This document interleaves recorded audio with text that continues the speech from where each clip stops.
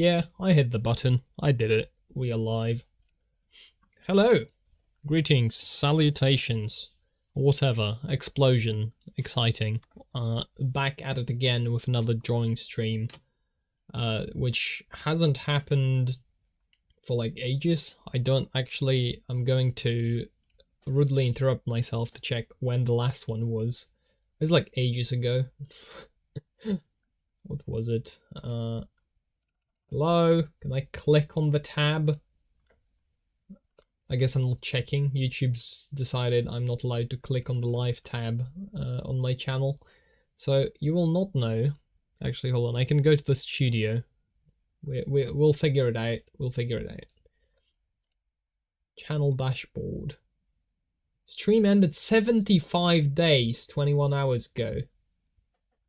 It's been 75 days since the last time I've streamed. Kinda incredible. Anyway, drawing, right? Something's wrong. Okay. It's unwronged itself. It's fine, we can draw. So I wanna do I don't really like the old thumbnail, the thumbnail I currently have for the Ori and the Blind Forest streams. So I figured I'd kind of draw like a new one for it. I want it to be based around the part where with the like calm water right after you end the Jinso tree escape sequence. So there's I could probably pull up a reference to that. I might do that, but for now I want to start with like this little. There's like this gentle slope, then there's like water around it. Like this is all like water, right? And then there's like this other slope going down, and then you can see through the water as well. But actually, you know what? Ori and the Blind Forest water. Let's see if I can pull it up. Might be easier to.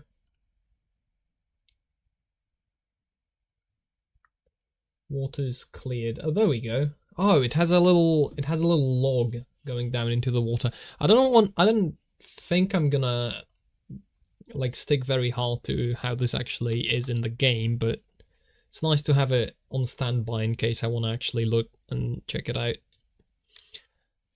So yeah, there's this, but I think I could get away with moving it a little bit like this.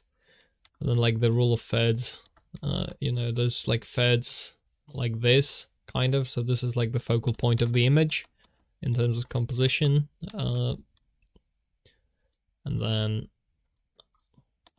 I want to have like something of a rock in here. So this is kind of going to be like this is gonna be like the main focal point of the image. And then I want. I don't know like what the pose is gonna be. Or maybe something like this.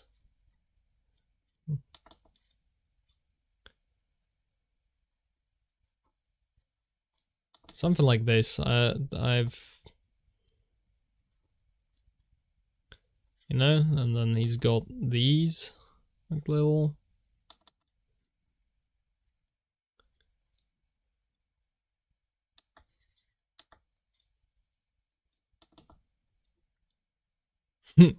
Yeah, let's leave him like this. I think that's great. That's not what he looks like, but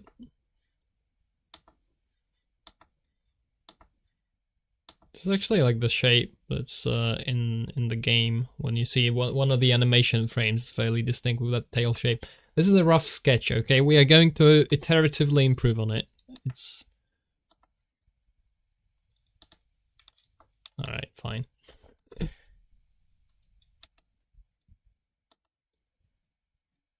Yeah, that looks a lot more like Ori. It's awful, but it's fine. So point being, this is supposed to be like a large rock kind of structure. I also want because this is a thumbnail for my stream, so I want also like my own character like kind of sitting here, maybe like this.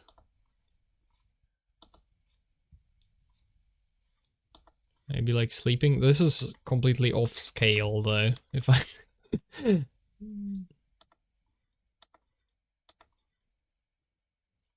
although I could go for a little more like cartoony on the style, I think, in proportions. Something like this, and then we adjust the slope of the land so it actually fits this. We can have another rock like this, maybe. And then some grass around it, you know. This is a rough sketch for now, so excuse the quality. We'll get that sorted later.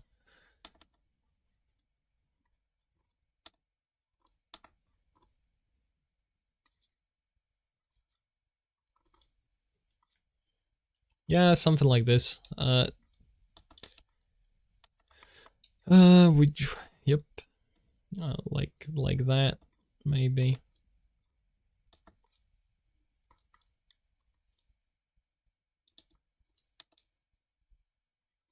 The code, the code version. That's what I want to have.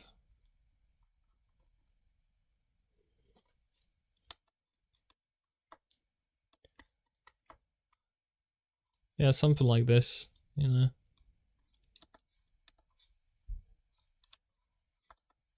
Yeah. All right. That's a rough sketch. That's a rough sketch of what I want this to look like. It's not particularly great, but you know, the point of a rough sketch is just to get the idea out on the table, or on the canvas in this case, and then work on improving it a little bit. We could also have the like little piece of broken wood. I think that's a valid suggestion. Yeah. I can see this, and I think there's a little cave here in the original, like this kind of. I think that would be a nice way to kind of capitalize on it, is to have like a little.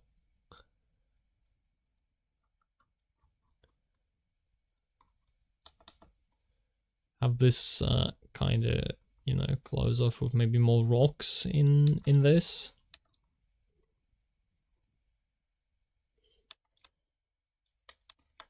And this is a little flat. We can have it.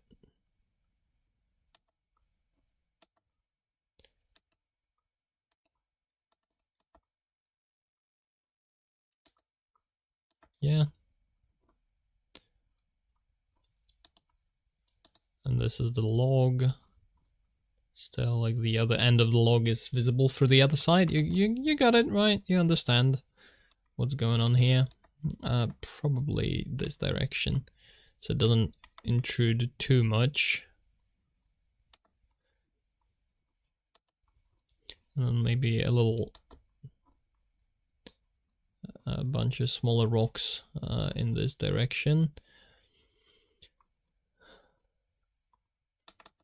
And then water going down this side. But I want it to be, because you know, if it is a reference to a video game, I kind of want it to look a little video gamey. So I don't want to just have the normal scene, but I also want like maybe the look under the water, under this, because I think it looks a little something like this, that you have like this slope going into the water, and then it like rounds off and goes down. So this whole thing is kind of like extruded over the edge. I'll look at the screenshot again. No, it goes straight down. Maybe that's not the smartest idea to solve this, but like maybe something like this, and then this is like a rock. But then you have like all the different sorts of stuff. So like maybe you would have the cliff line go a little like this. So this is like grass, and then you have a little stone from under that. And then there's like moss. So something like this would presumably look good.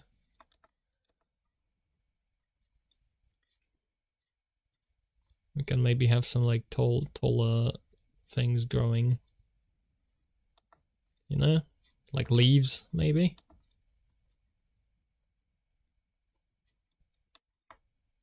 Yeah, because I do have to work on my variety in terms of this. Because when I draw nature, I usually default to like a couple elements and then I repeat them over and over again. Because they've kind of like, I find some templates that I can do that work decently well, but it makes it so everything feels a little samey. So I'm trying to like consciously avoid that. You know, have there be a little reflection on the water. Okay. I think there's like very big kind of like circular leaves on this. I'm fairly certain that's how this looks in the original. I could like position one, you know, like kind of like this, I think, and then you've got like the little pie slice looking kind of cut in that. I think these are there in the game. I do not remember, but I don't like 100% remember, but I'm fairly certain that's a thing. So we can like add these to add a little depth to the image. I think, maybe. Something like this. Yeah, something like this, and then maybe we could also use some like something here, because this bottom right is currently a little empty. I don't really like that. I've not really decided what to do with it yet though, so whatever that may be, I'll figure it out.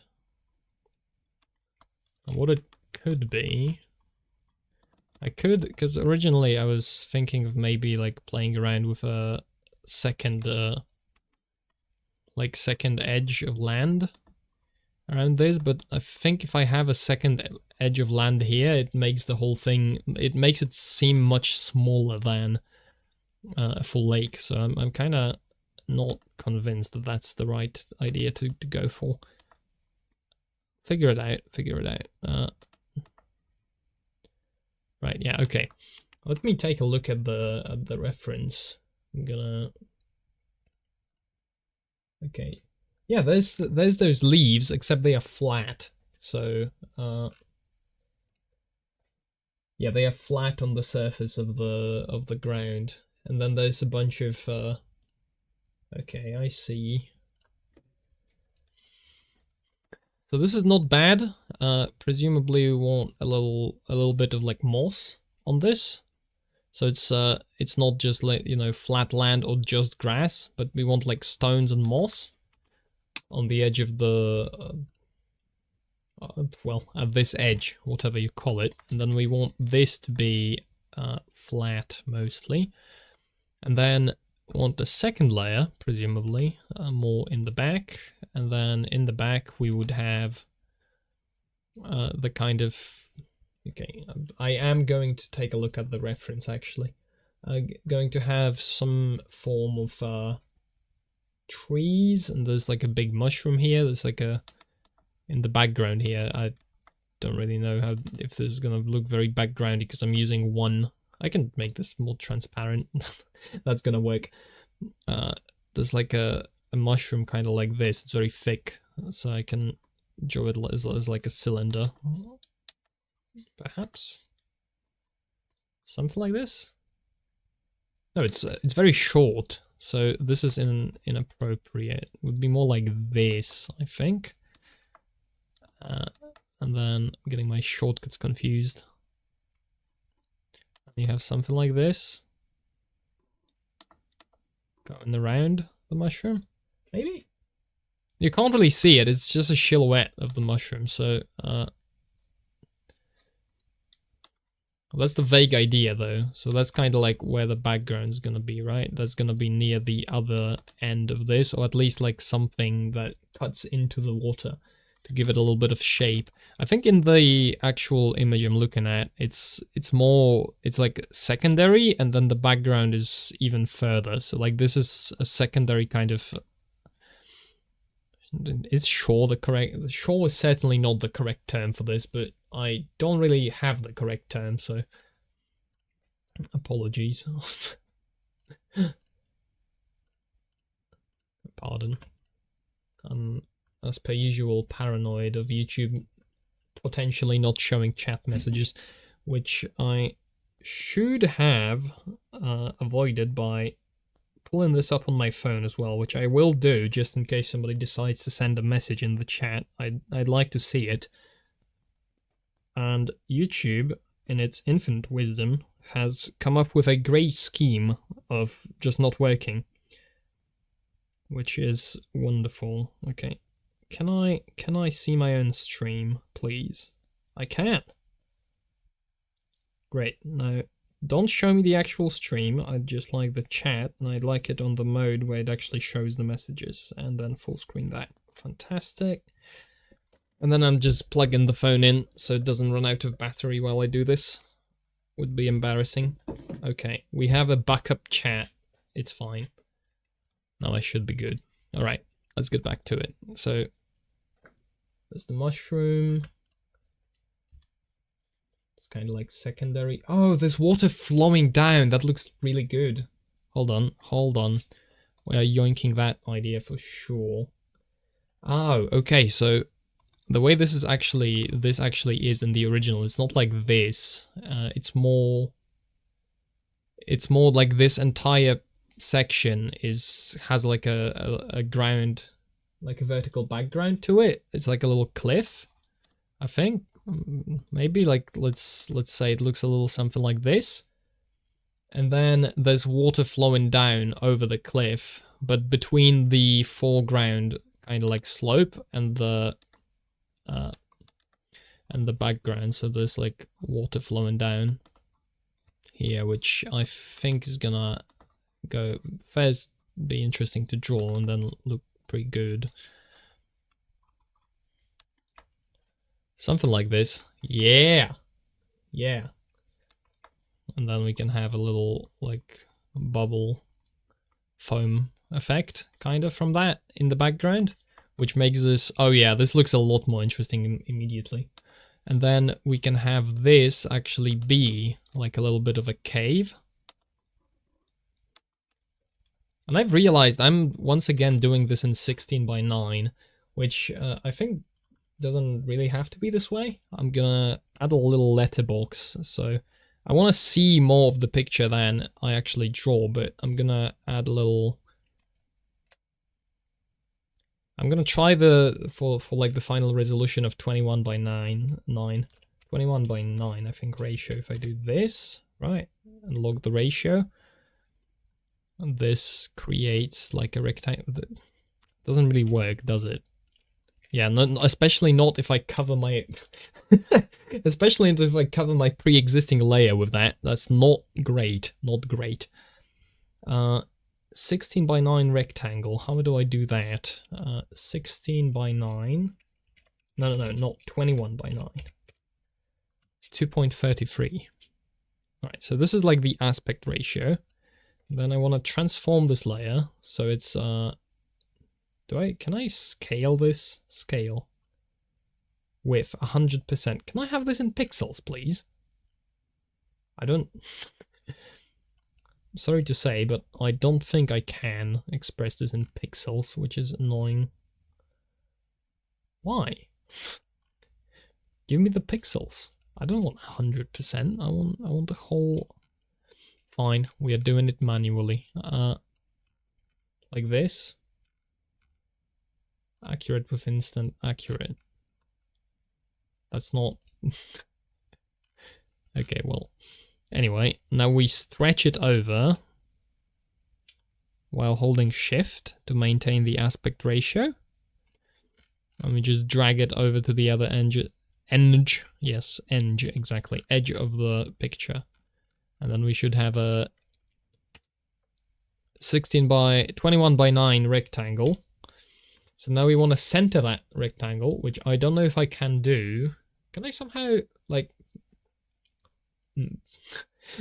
This is me figuring out Krita tooling in real time, because I don't think I've ever done this. I'd like to move this layer to the middle of the screen. But is there a tool that allows me to do that? I know in GIMP there's a tool that allows you to center things, but not sure about Krita. Actually, you know what? We can also do this. Can move it to the top. We can take a measurement of how tall this is. How tall is it? 512 pixels, I think, right? I think that's what I saw anyway. Actually, I could calculate this in another way, just the other way from the raw numbers, because actually 512 is just... Is this really 512? Does this show me anywhere? Like if I... Is this really 512? Okay, I guess in that case 256 twice, right? Is the...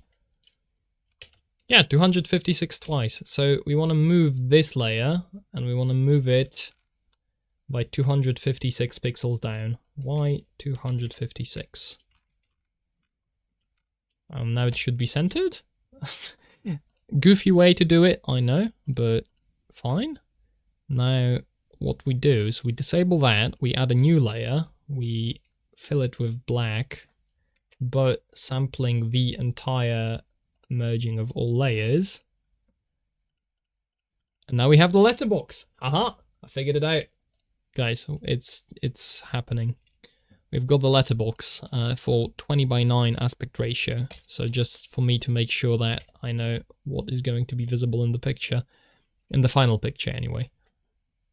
I might also like zoom it in a little, crop it in. That might happen. We'll see. For now, this is good enough. And let's continue. Let's continue on this layer, perhaps? No, this one. Okay, so that's the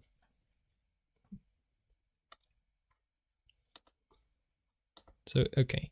So that's like the secondary kind of layer with the mushroom. And we show like also the cliff here. I don't know, maybe it's gonna be a tree later. Anyway, something like that is vertical is the point of this. You don't really have to pay all that much attention to the upper part of that. It's not gonna be visible. And then we can also... Okay, we can also add another layer, and this is going to be the most backgroundy of the layers. And this is going to be like the very much furthest back, kind of like this is the final... This is where the water goes afterwards, right? And it's like, yeah, something like this, maybe, perhaps. Entirely possible, entirely doable. And then we've got like the trees. So like this tree is kind of crooked like that. I like this idea, so I'm gonna use it. And it has like a little like hut built into it that looks like a hamburger. You could say it looks like a hamburger. I wouldn't be mad if you said it looks like a hamburger. And this has supports attached to the tree. So like this, and it's also a little overgrown, I think. It has like little vines and stuff dripping from it. And then the tree itself has like branches going like this a little bit.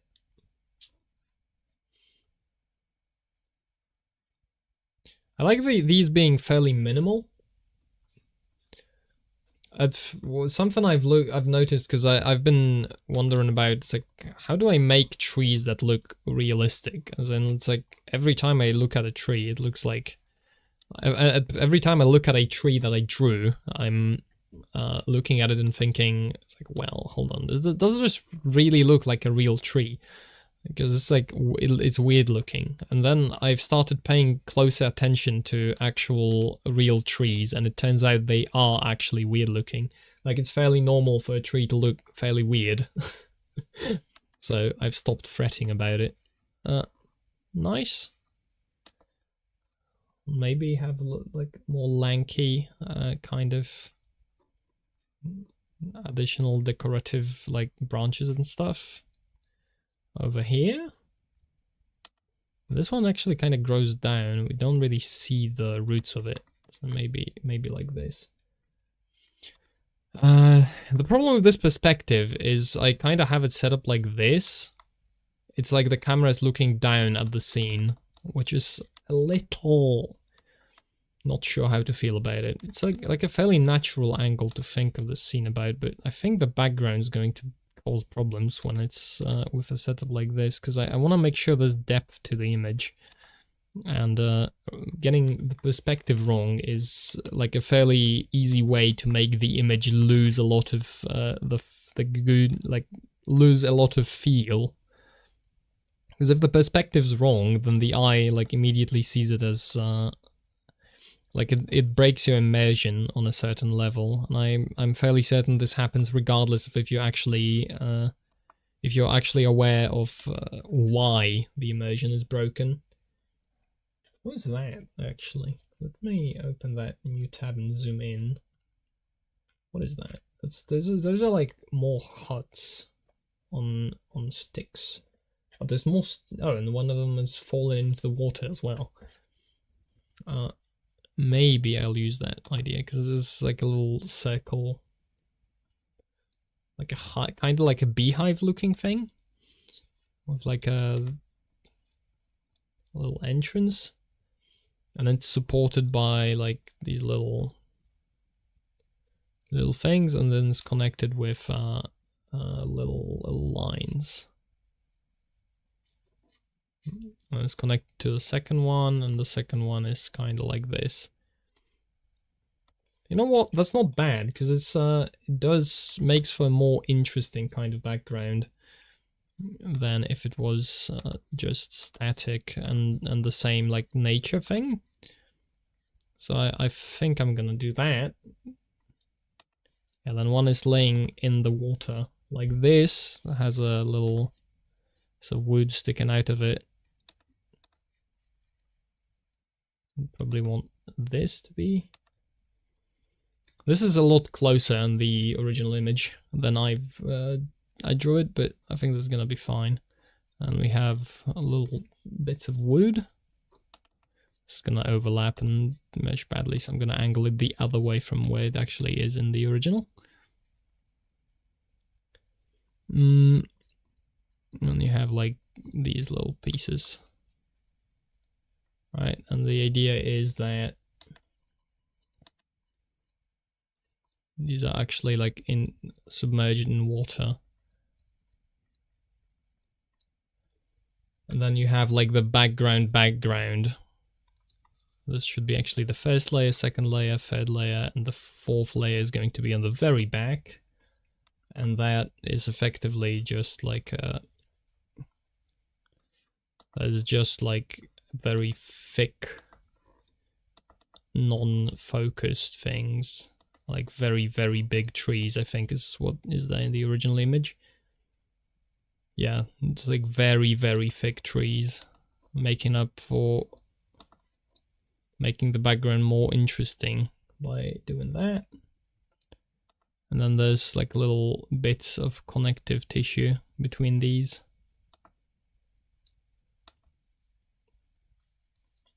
Not much going low though, like there's little leaves and stuff spreading out from there, but nothing like very intense. Okay, that's not bad for a first pass at it.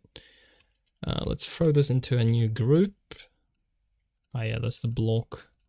Okay, letterbox, first pass, 2 S's please, thank you. I didn't want to hit Control Shift S. No dialog windows, please. All right, let's try and give us Oh yeah, this is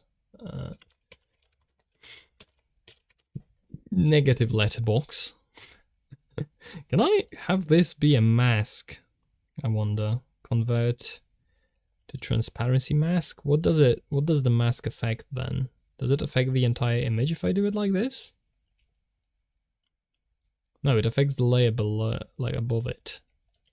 That's not really what I want. I'd have to like have a... I'd maybe want a toggleable mask over the entire thing so I can see what the final image would look like. Okay. So this already has some of the depth to it that I would like this to have. You've got the planes, you've got the like perspective. Maybe a good start for the second pass would be... Can I have this layer like out of this group, please? Am I legally allowed? Thank you. Alright, so the perspective is something like this, right?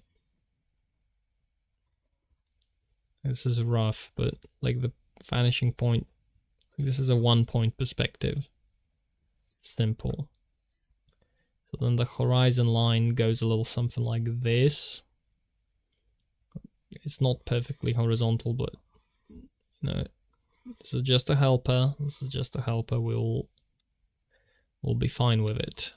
Okay, this line is a little not parallel enough to the other lines. It's gonna cause problems.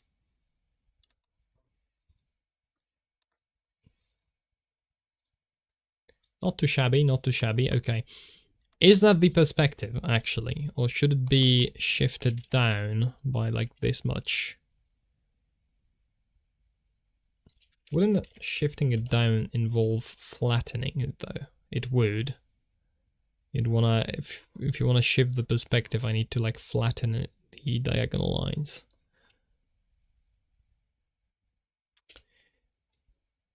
And I would like these lines to be a little more flat, definitely.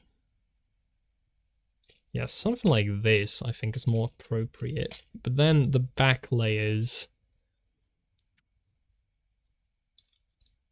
Okay, let's try and think of this in terms of boxes, maybe. Maybe that's going to be easier. So if I were to draw a box for the floor of the slope, how would the box look like? Something like this, right? Would be the box. And then, like from this perspective, we are looking at it from below already. So the box would look something like this. This looks wrong, but why? Like it certainly can't be like this, because this is not in perspective. Maybe it's too harsh of a line. No, it's because the back side isn't actually aligned with the front side, so it looks wonky. I'd have to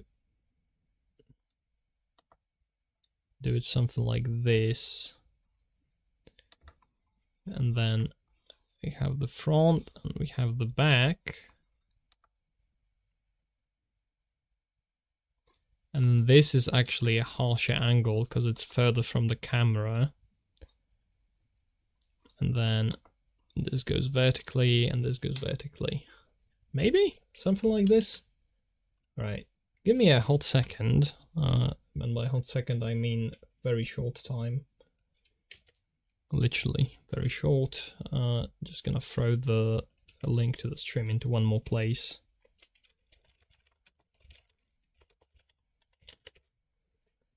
Boom. Fantastic. We have the link. The link has been posted. This is incredible. I'm doing the stuff that you're supposed to do. Anyway, continue. Boom. Throw it down. Like this, and then how's this box?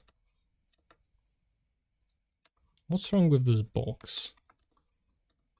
Now, listen, I understand, you know, drawing a box over and over again might seem somewhat boring and weird, but I need to... This scene needs to be in my head, in a way. I need this to be in my head so I understand where to position things in 3D space. So this slope doesn't look like this. Like it's not actually where this box I drew would suggest it is, which hints at something being wrong. Maybe I'll mirror the canvas and it'll become more obvious.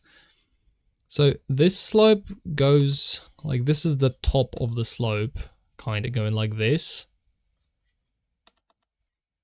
And then we have, let's say, this face of it. And then we have like the top of the slope going like this. Just breaking it down into polygons so I can see a little more clearly like what's going on. It's like this, perhaps, yeah, and then this would be like a more flat line.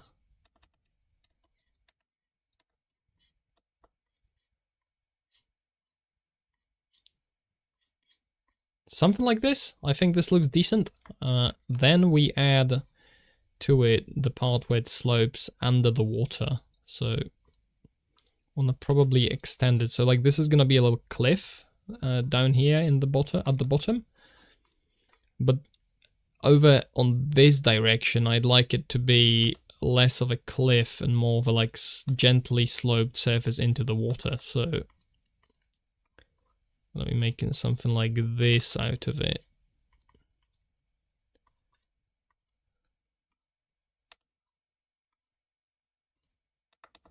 Yeah, but then it also should, like down here, it should start sloping down together with the rest of the cliff. So, okay, this is not the worst mesh, although this long straight line is somewhat worrisome. I don't really want this to be like that. What do I do about it though? That's the thing, because okay, let's see. So first of all, this is like this bit is important because I do want this entire thing to be pretty gentle, like going down fairly gently. So maybe I'm actually making it a little. Okay, let's incorporate like the rock into this 3D space, and this is a rough outline of the rock. It's going to be more. I'm going to make it more organic in terms of shape, but for the block out, it's much easier to understand what a block looks like in 3D space than it is with an organic shape. So that's what I'm doing. That's why I'm doing what I'm doing. Something like this, maybe. And we have the rock kind of like that. Oh, too big. Too broad a brush. Yeah. Okay. I see. This is something. And then presumably this is like the top of the rock. We maybe give it a little more of a shape.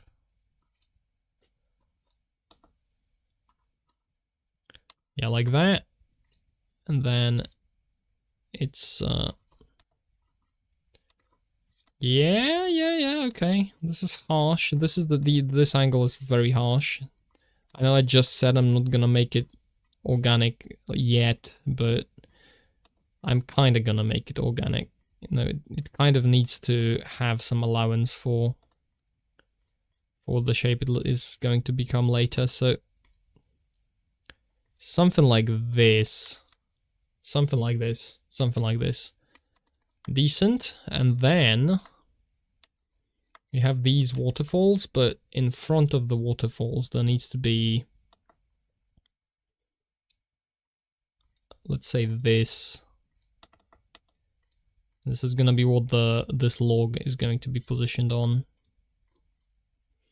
I think this works. And then, oh yeah, and then this goes still like gently in this direction, but this starts going up. And we could maybe even introduce like a harsher angle going up in this place. Yeah, okay. This is coming along. And then we do that.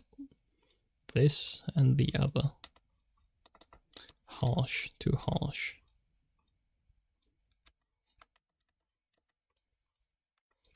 Okay. Decent block out, decent block out.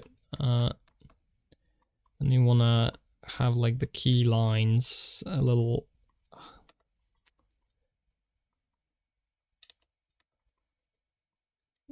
Have the key like shoreline where it connects with the water. We want to have it a little harsher.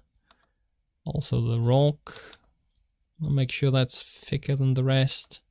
Also make the shape more organic while I'm at it. Yep, this little part of the rock as well, because it's basically going to be separate. And yeah, okay, and now it looks like the rock is leaning a little bit in that direction, which is what I'm hoping to achieve, basically, because I needed to feel like there's more to this rock behind what we see, behind the side we actually see. Maybe that is how to do it. And then we need a counterbalance on this side as well, but the character is going to provide a little bit of a counterbalance to that visually. Maybe this bit of the rock should be like smaller and stationed more in this kind of direction. I think something like this, and then this is going to be covered with grass.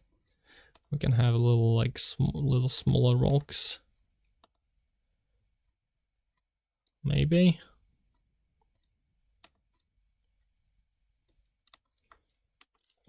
Okay, I think this looks decent. If not even to risk saying it looks better than decent. Something like that, something like this. And we'd like this to come out at an angle, like around, to suggest that there is in fact more than meets the eye. Or rather meets the perspective of the viewer as, you know, of the camera in the picture, or whatever you want to call it. Then you have these rocks, which are kind of like just additional noise. Okay. I think this is decent, except for this part, which I feel like it should be way more like that. So there's, because I really want that to feel, want this to feel like there's more behind this rock. It's not just, you know, oh, he wanted a rock, so he put a rock there, and then there's, you know, just void behind. That is something I want to avoid fairly explicitly. This is like the fallen tree, which ends here. Which is like part of that effort, kind of. To maybe avoid feeling like there's nothing behind the rock.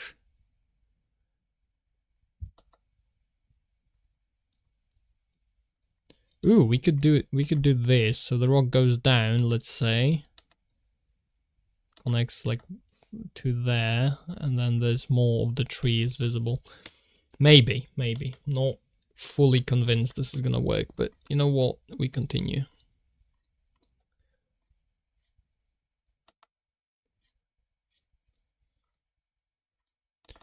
Yeah, something like this, something like this, something like this. Good. Good, and then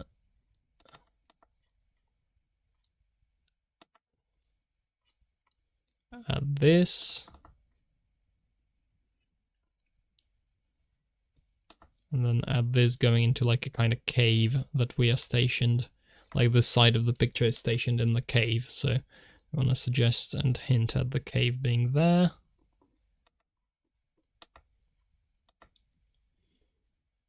And then the cave is going to be a lot of dirt mostly on the wall. So we don't really go into depth with that. And this could be like a mostly flat surface, but supported with this. So like it's kind of leaning in the direction of the camera.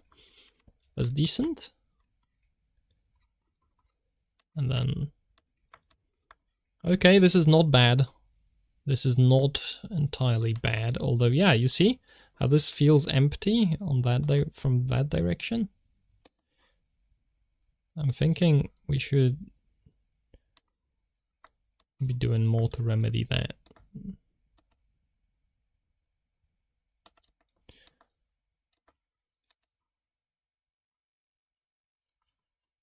Maybe. This is a little difficult to actually figure out. I'm not certain. Right, you know what? In the interest of not dwelling on this too long, which is something I'm certainly prone to doing, let's make this black. I think that's a reasonable move.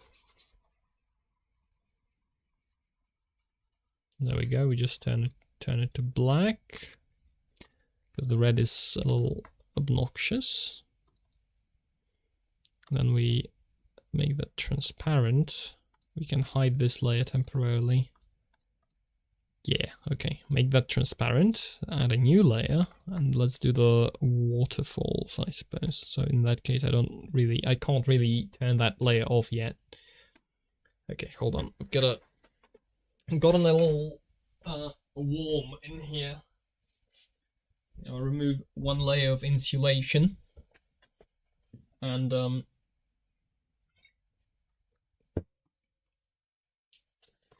introduce additional liquid to the equation. All right. All right. What's this? Boom. Nothing. Oh, hello there. I would wave, but would be fairly difficult to achieve with the current setup.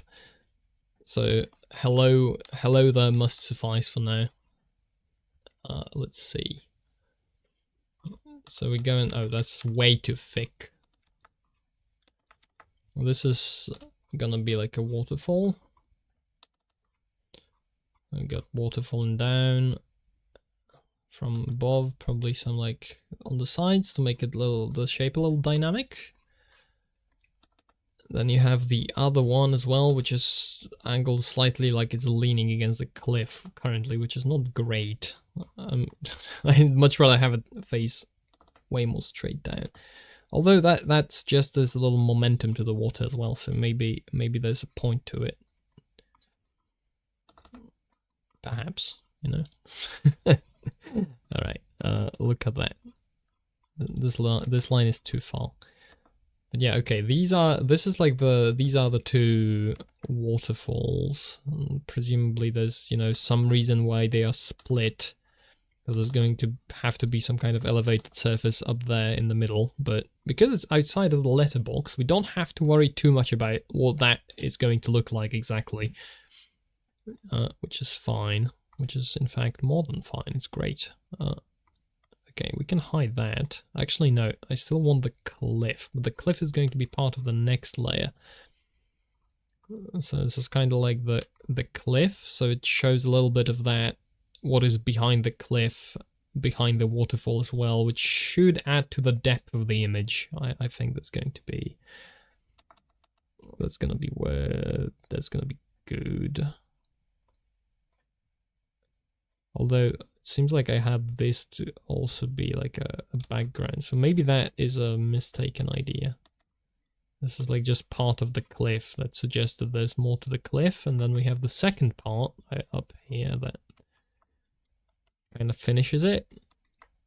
Okay, yeah, I see this. This is gonna work. This is gonna work well. Although the waterfalls are much closer to each other in the original, which I think I'm going to do that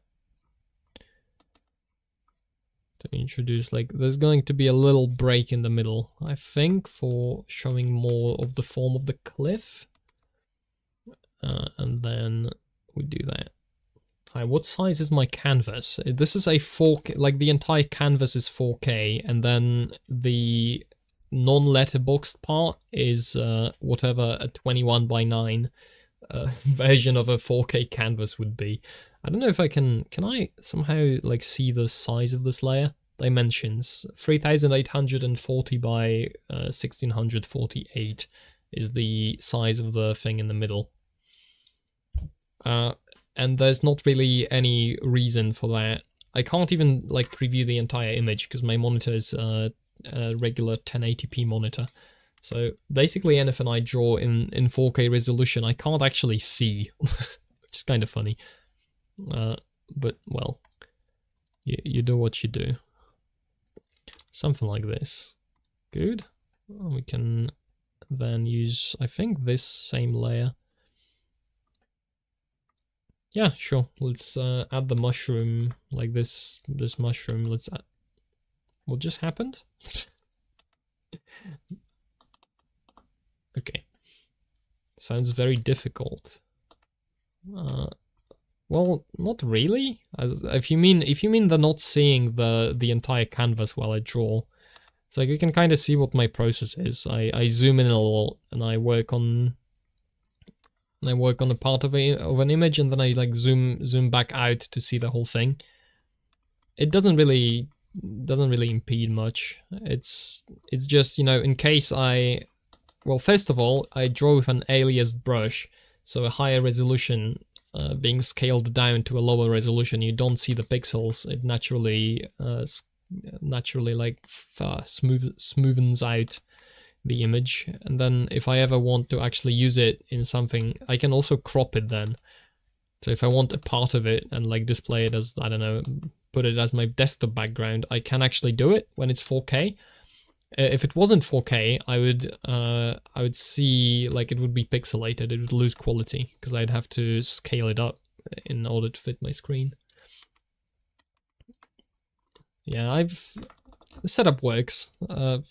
Is it great? I do not know. I'm just about the furthest from professional at this as you can get, because I've explicitly decided not to make this my profession. So,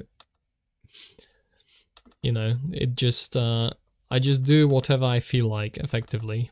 That's my approach to drawing. It's worked fairly well so far, so don't really see much of a reason to change it in any way, as long as it works. Thankfully, it works, so, you know. Okay, add a little, like, in order to make this mushroom not feel out of context, kind of, we add a couple more smaller ones around it. That's what I'm figuring would be a decent idea, and then maybe some texture to the bottom of it, and this doesn't look too bad. Maybe some texture to the top, but I think that we can kind of skip out on the texture on top for the time, and for as long as this is a rough sketch, and this is a fairly rough sketch, so I think for that time, until we get to anything better, that will suffice.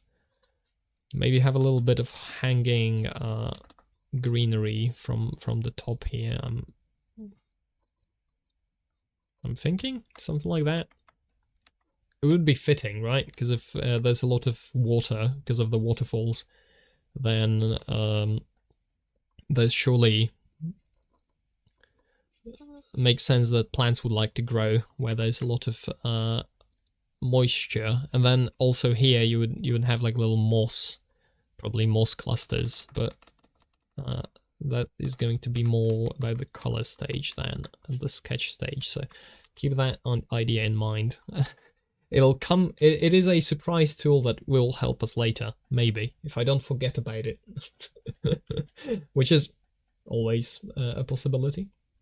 Trying to teach myself to draw digitally. Well, I mean, good luck. If you, I can probably provide some tips on how I do things in particular, and then, you know, a lot of it is figuring out what you want to do. Because I have a fairly, like I do fairly specific things. That for example, I'm very stubborn on not watching tutorials, which is probably stupid, but I really don't want to watch tutorials. I want to draw. And because I don't really care about, like, I don't really want to watch tutorials, and I do this as like completely as a hobby. I don't have to, because I don't have to improve. But there's certainly great wisdom you can gain from watching people who, you know, do like finding someone that does things that you like, and looking at tutorials for like how do you do that, in particular. What would I say is the most important? That's actually interesting, because probably depends. It's like watching people is a big help for me. I can imagine. I think the most kind of like important thing that's ever been relayed to me in terms of drawing, and this is like actual just general doing things advice, is just feeling free to restart and to scrap things and completely redo them, and do the same thing 5 times if that's what it takes, and especially to not let the panic set in of like, I don't really know what to do, I don't know where to go forward with this. It's like this is beyond my capacity. It's, well, certainly if you like get stuck in that mindset, then it might be, but if you don't, then there's a high likelihood that bit by bit you will improve it to a point that is not just acceptable, but actually looks nice. Which is for me, like, a redraw has been basically the like one word tip that's helped the most. It's just do it again. It's like, it doesn't look great. It's like, well, okay, either try it again, just do it, try and see, like, okay, why doesn't this work? And then point it out and then try to fix it, and either fix it on the existing drawing or do another pass, or just abandon it, move to the next thing and learn from the mistakes of the previous one. And then, several years later, it'll maybe work out, because it's a long process. Although, once again, not exactly in the position of, I think, most people who do this kind of stuff, because I don't push myself really to learn or to like optimize the process or whatnot. I'd imagine that if somebody wanted to do this, I don't know, professionally, or maybe wanted to learn quickly, then I'm not sure if the path I took is the correct one.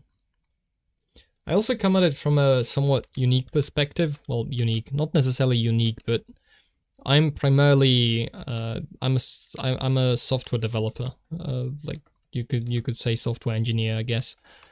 So I have a fairly technical kind of mindset when I come into this. I don't think I'm particularly even creative myself. That's why this scene is, well, it's not like the same scene, but hard for me to come up with like entirely brand new things. I've seen people who have no trouble with that, like creating new characters and new worlds and new settings. I don't really. I look at a lot of this from a technical point of view. So, like, digital kind of suits me because I know what goes on under the hood fairly well. Like, and I know a lot of the jargon and the what the math is behind this. I kind of know. So it's also easier for me to learn certain concepts in digital from that point of view, and it might be harder for someone who doesn't have this kind of experience, and also the path might not be applicable. Hobby for you, completely understand, making sure it doesn't become a chore. Yep, yeah, that's basically the idea, because I don't, I've just stopped doing like any kind of streams for like 2 months, and that's perfectly fine because I was busy with other stuff. I like this approach, but obviously I can't do this with with whatever I do as a job, like programming. I can't really stop doing the job. So having this kind of nicely quarantined from the rest of things in a way that allows me to just drop projects whenever I want. Like, I don't commit. Even if I do something for somebody asks me to like draw something for them, I always go with it's like, okay, but I can try and do it for you, but no guarantees on the time it's going to be delivered, no guarantees if I'm going to actually deliver it at all. It's like, okay, but it's not a completely scuffed deal, because you do get it for free, because I refuse to take money for that. So you know, you win some, you lose some, I suppose. It works well enough, because, you know, when somebody wants something done, since I don't, like, I'm having a hard time often coming up with a whole concept of, like, what I want to do. So then having someone come up and suggest a cool idea that I can then hop on and work from, that becomes a lot more interesting. I suppose I could also use, like, some generator, like ask ChatGPT for, like, oh, what should I do? Like, do you have any random prompts I could try to draw? But that'd require me to be in a drawing mood. When I'm in a drawing mood, I usually have something to do. You know, at least something. This is too thin compared to what is on the bottom. It'd have to be more like this. Yeah, something like that. Sanity comes first. Well, it's not that, because it's not like, you know, it's not like my job is making me go insane, because I do like my job a lot. So it's not like, you know, having deadlines, etc. is particularly draining. It's just it's nice to also have something that doesn't have it. I think is the contrast. It's like having one and the other at the same time, kind of working together. I think is what helps it a lot. I don't really know. I don't really know how to give advice, I'll be honest, because you know, a lot of the time when I think about, like, what advice would I give to people, I start thinking about, it's like, what is generally applicable from what I know, and it turns out it's like, okay, well, how much of what I know is actually applicable to people that are not me, and don't do things in my specific kind of way. It's like, I guess I could, in general, relay the process, maybe, like what I think about, stuff like that. I can probably suggest tooling, what tools to use. The program I'm using is Krita, this program I'm drawing in. I've used Medibank Paint before as well. It's simpler, so I switched to Krita, but I realize if somebody's just starting out, then Krita might be a little overwhelming because it has a lot of options. But then you see, again, I don't really have that much experience with like different software, so that's about as far as I can go with recommendations. Like, this is what I used. You know, this is what I use and it works well. Got some setups with that, maybe. Yeah, okay, this looks decent. I fleshed it out a little bit. Maybe, yeah, change the shape of that. Okay, this is not too bad. Not too bad. It's a little blobby, but I think when I get to, like, actually starting to fill it in, or, like, actually paint it on top, then that's going to look a lot better. This is still a little thin, I think. It should be more like that. Still a little thin. Maybe we compensate by making the bottom a little less thick. I think that was a good call. It is interesting because that goes far beyond drawing in terms of general, like, sharing experience and comparing things. And it could be easily simplified into don't judge. People often, I think, say that. It's like, don't judge, but nice, cool sunglasses. All right, I like that emoji. Can I also post my own sunglasses in the chat? Sunglasses. No, that's not how you do it. That's right. Boom. What?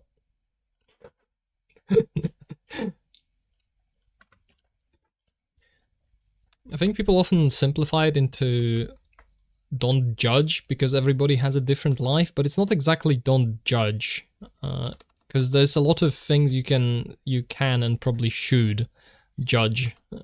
In general, like, judge, do not condemn, maybe, do not condemn too fast, but judge as in gauge if it's positive or negative, if it's good or bad. You know, try to understand in the context, in the proper context, as in like don't invent.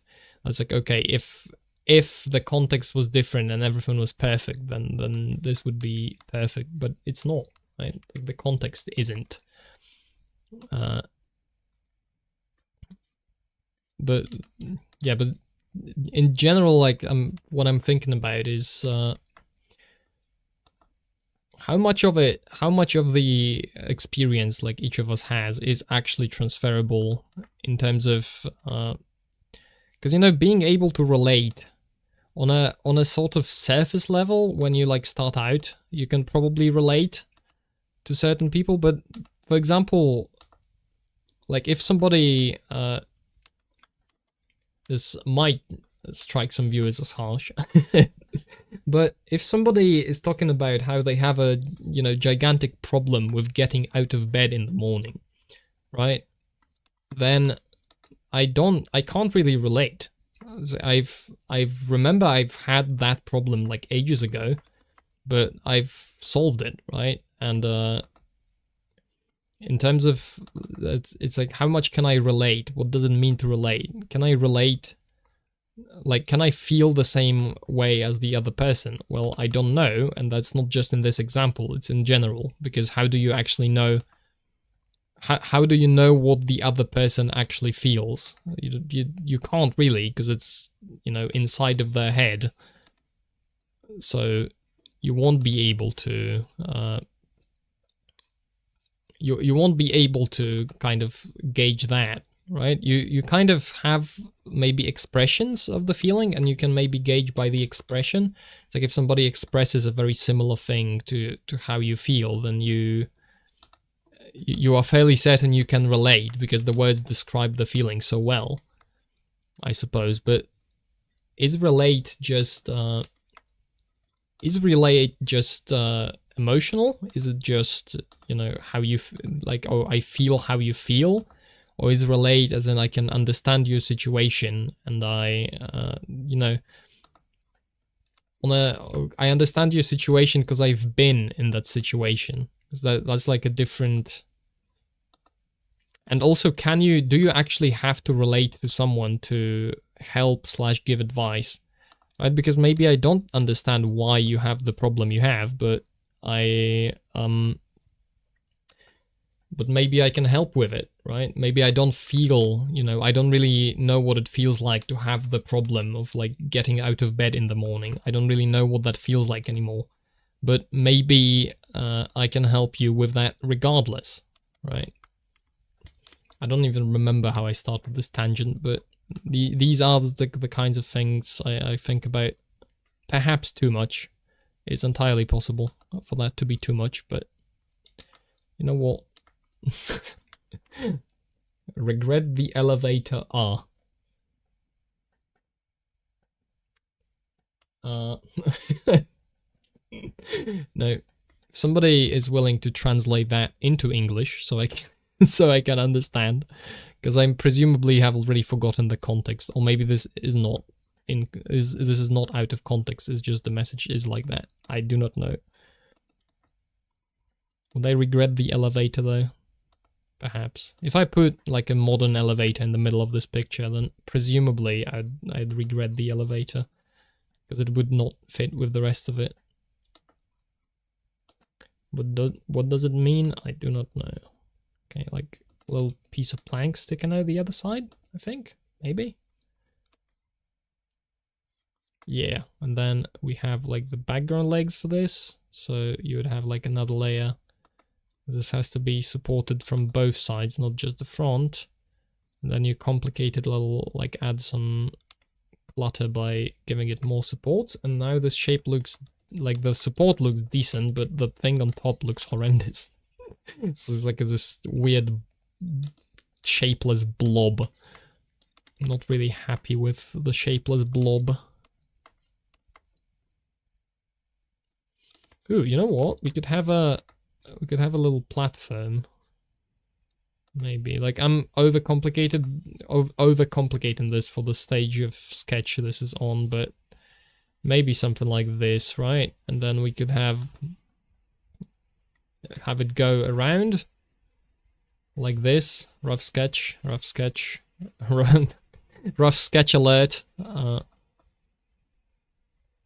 Okay, hopefully you don't hear the computer spinning up too hard, because it's currently gone into overdrive mode.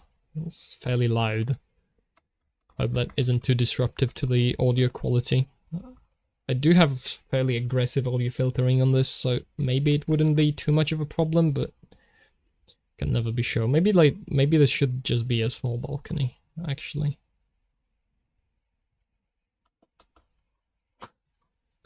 Please teach me how you draw like that. It's so good. Well, thank you. What can I say? Trial and error, I think. I think trial and error is the biggest component of all of this. Is it's a lot of self-criticism, effectively.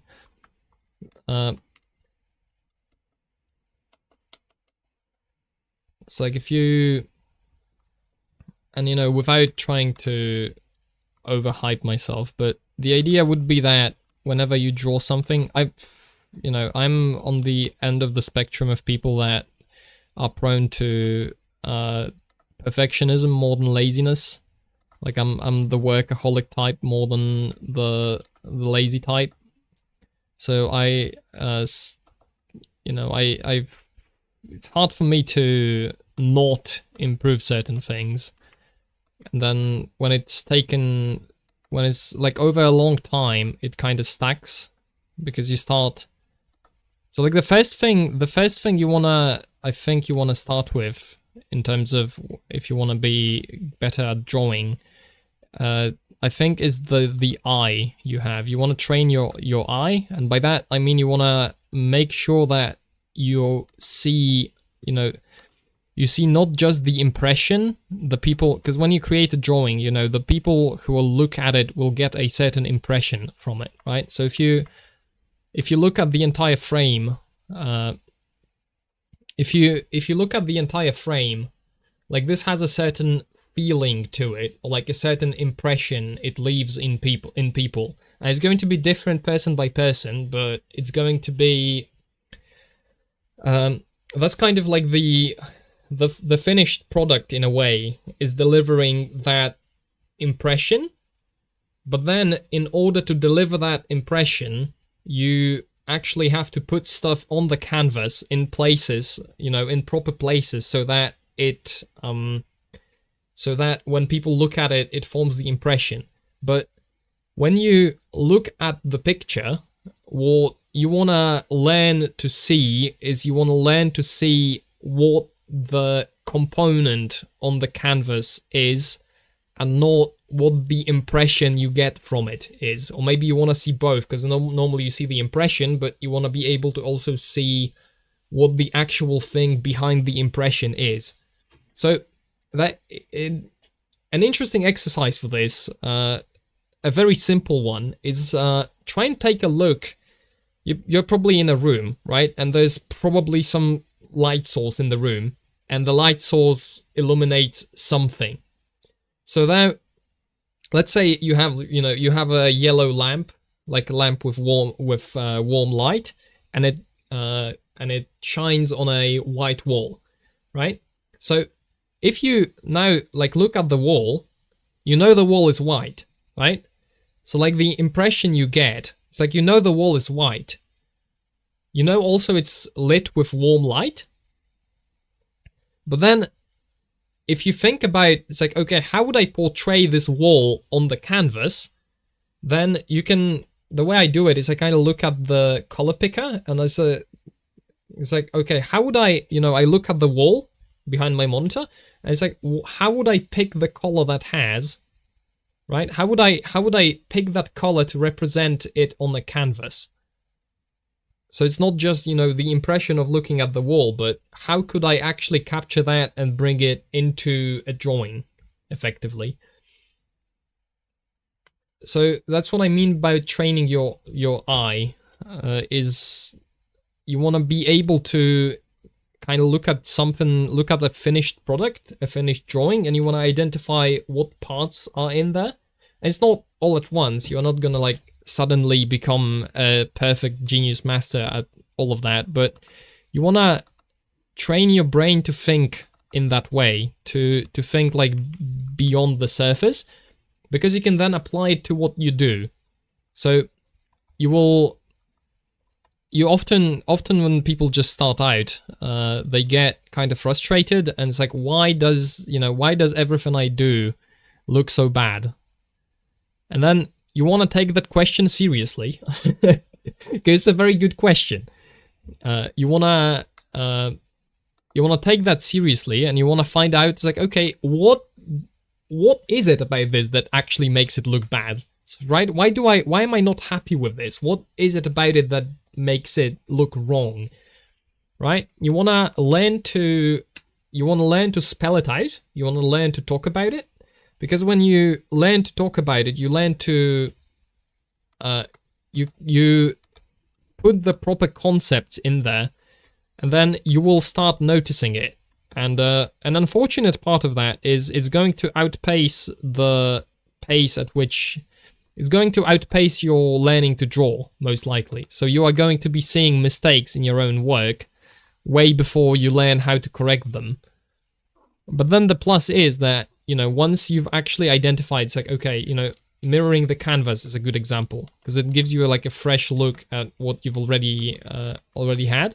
And because it's a fresh look, it's you are more likely to spot mistakes that you already have gotten used to.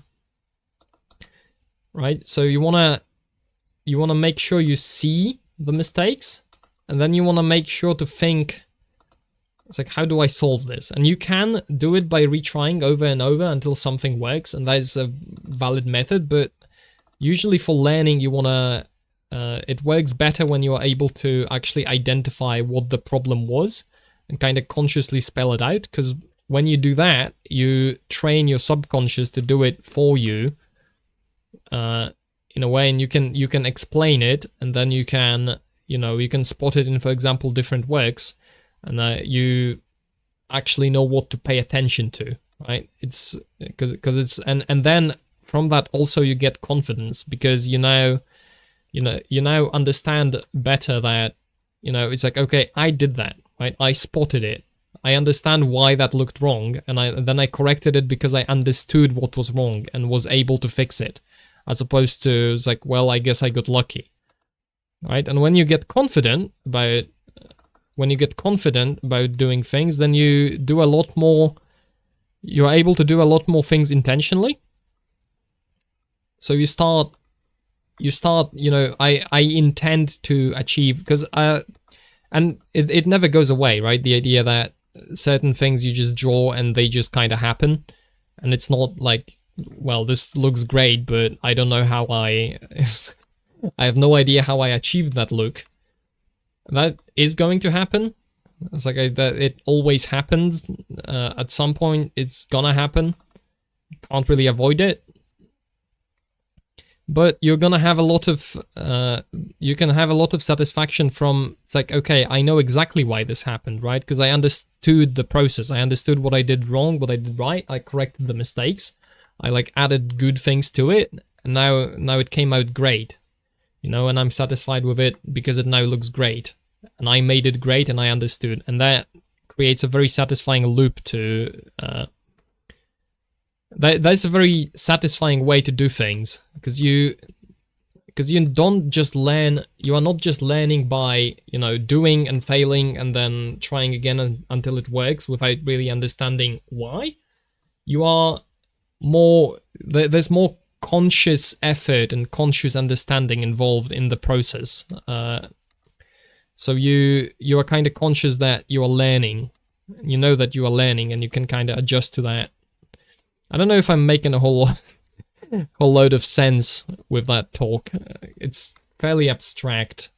I'm not sure if I'm conveying it well, but and that's kind of coming back to the point of relating, etc. It's like, I don't know if I'm saying it correctly.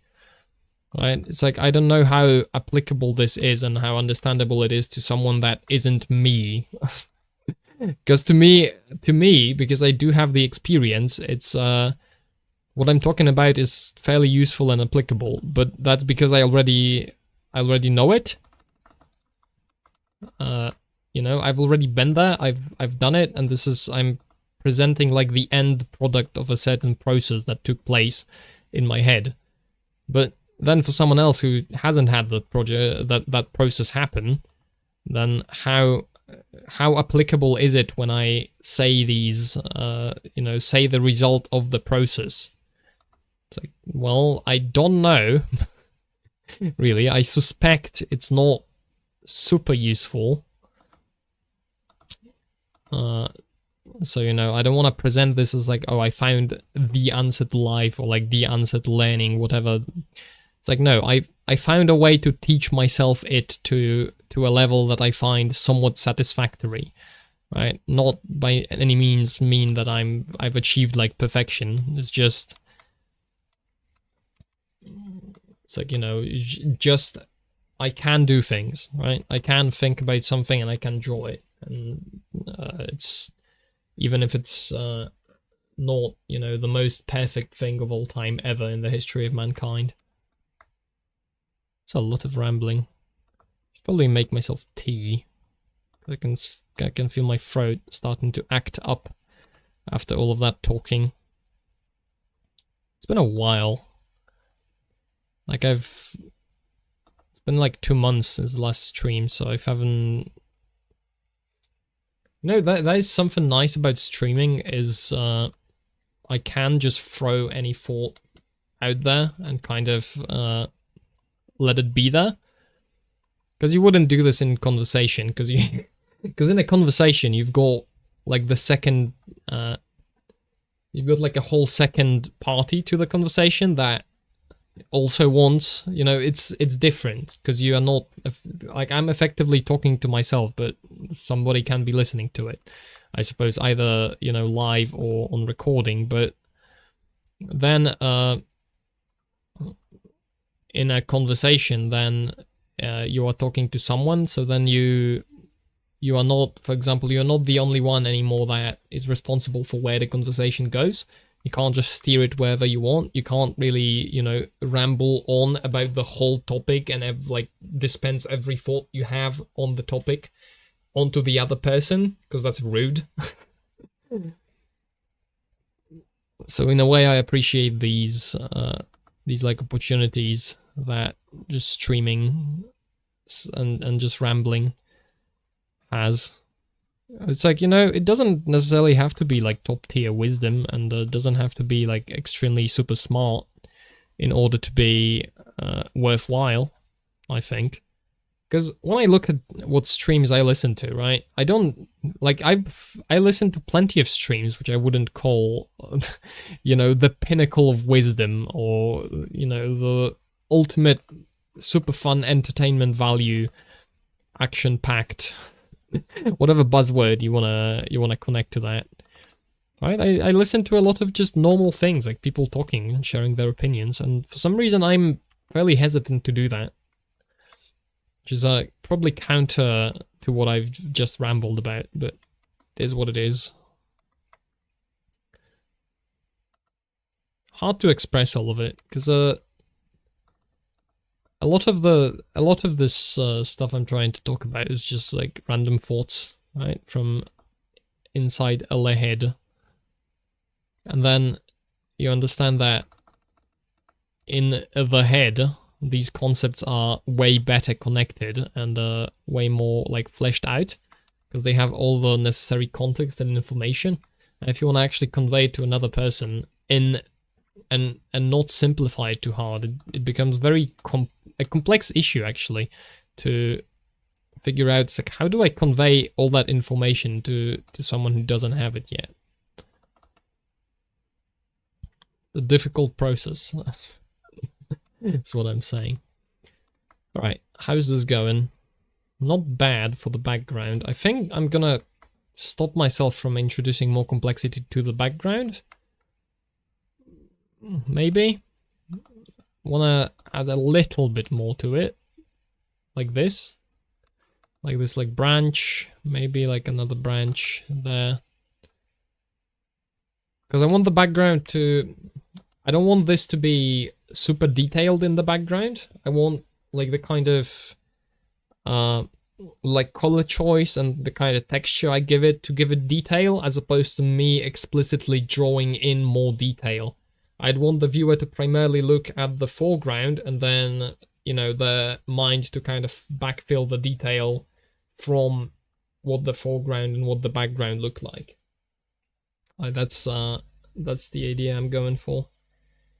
Okay, I think I'm gonna hop over and quickly grab myself tea, because my throat's a little sore from talking. So I'll take like probably 5 minutes of a break. We're gonna make a little layer to inform anybody looking that I'll be right back.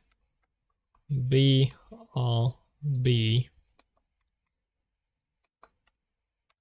That's too intrusive. Oh, there's a lot of empty space. Be right back. T. And then we can even include a little icon, right? People like icons. Okay. Throw this onto... Is Critter dead? No. Okay, it froze for a second and I was afraid. Right, let's throw this on the entire screen like that. I'm going to mute myself and I'll be back in probably less than 5 minutes when I make some tea so I can continue to talk. It's becoming a little hard. Right, BRB.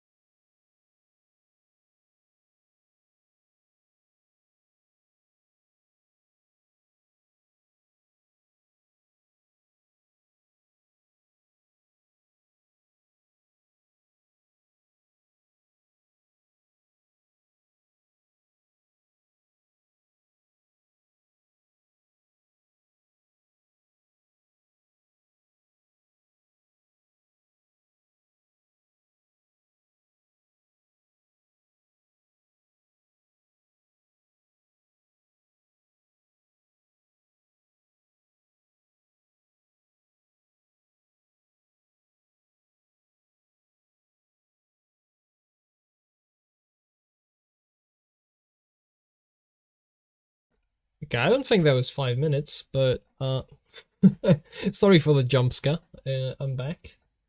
Maybe. Perhaps. It is possible for me to be back? Yes. Anyways, let's return to this. Yeah, I got some tea. I'm gonna be sipping it from time to time. Hopefully not too disturbing to the viewing experience. It's like fully boiling water though, so boiled water, so okay. Anyway, hide that, and then I think before we start working on maybe turning this into something better, I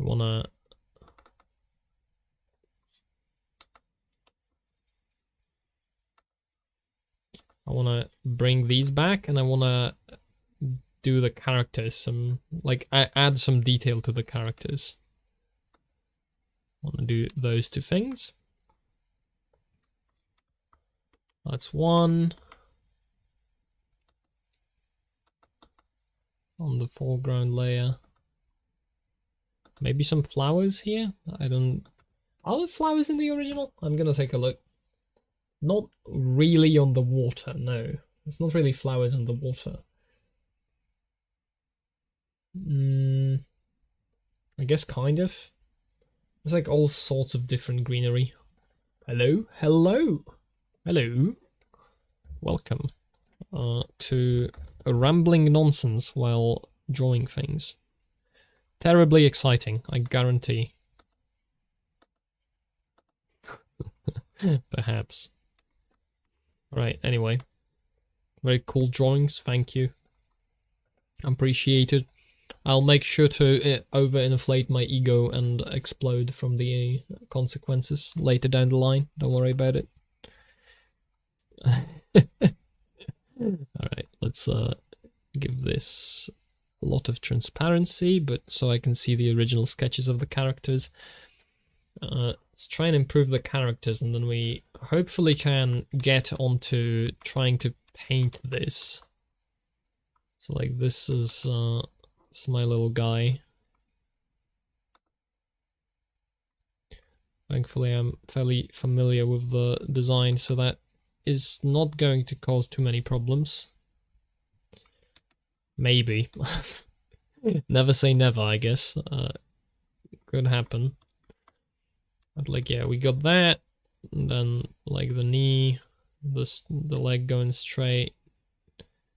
The style is gonna be cartoony, so I'm not trying to go for a cartoony style. What program do I use? This is Krita.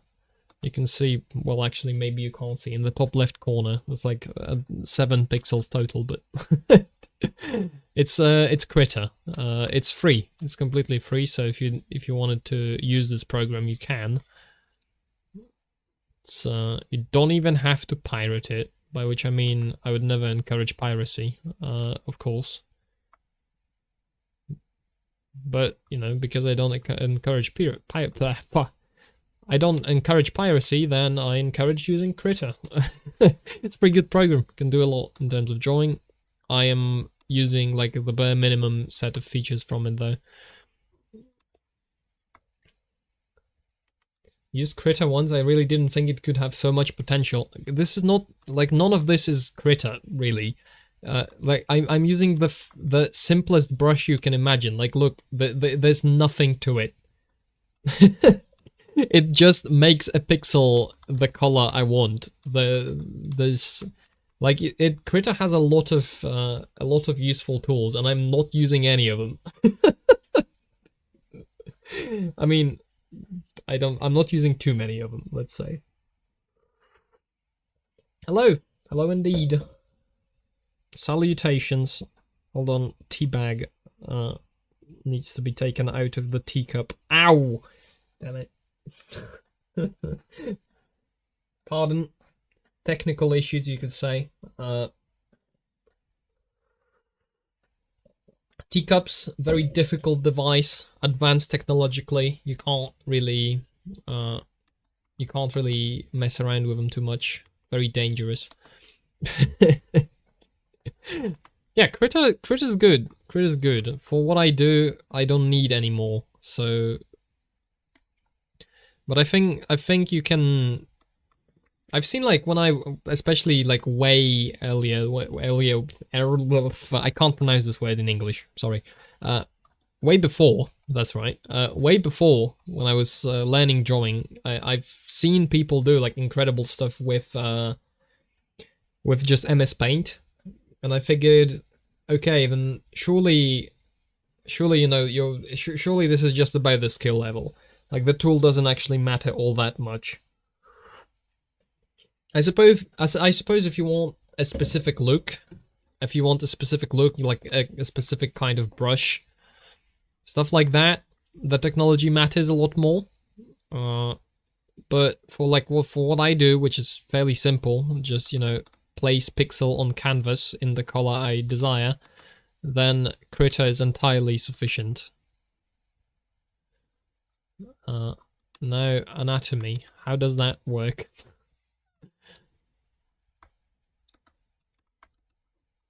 Difficult. I do not know how... I probably should load up a reference before I royally mess this up and embarrass myself. Probably. Should that stop me, though? Maybe. Maybe it should. Has it ever stopped anybody? Well... yeah, okay, fine. I'm looking up a reference. I've had like a 3D model of Ori I've loaded up before. Let's see, is it this one?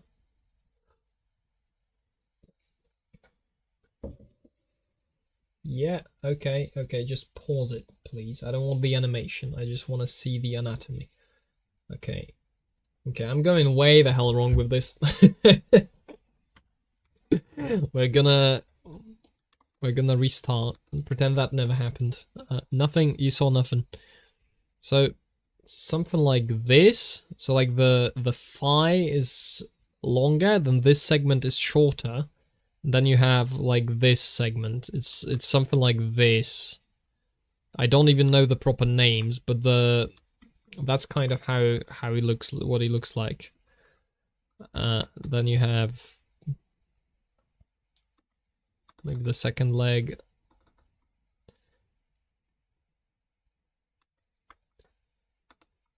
Then leaning over, something like this. Like supported with, like holding onto the rock with his arms, something like this. Oh, that's too big. Whoops.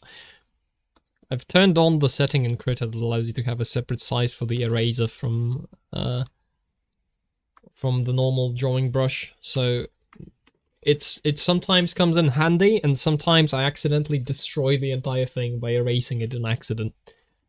Happens to the best of us, I suppose, which is going to be my particular excuse for today. Oh, stop it. Is it just a sketch? Yes, this is in fact a sketch. I wanna try and give it some color in a hot second and just see how much I can do in a fairly short time frame. This has been, how long has this been? An hour and 40 minutes on this. Not the fastest. I'll be honest. Not the fastest. Are you going to make an animation, or is it more like a drawing? It's a drawing. I don't plan on animating it. Although, nah, probably not gonna happen. If you want to see like this turn into an animation, you're probably gonna be disappointed. I doubt I'm gonna have the interest to actually go into this and like turn it into an animation.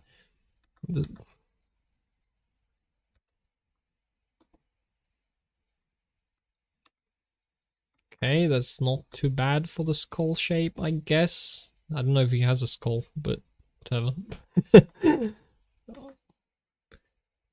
Sorry, this looks horrendously bad. I apologize. We'll figure it out. We'll figure it out by repeating the process until it looks good. It's something like this. It's crude, off-model, blah blah blah, blah blah blah. But we can correct it, probably, presumably, maybe. This looks so bad. Whoops. Oh no. My thing that I specifically chose to broadcast in front of an audience looks bad, and I'm disappointed. How could this have happened to me? Unbelievable.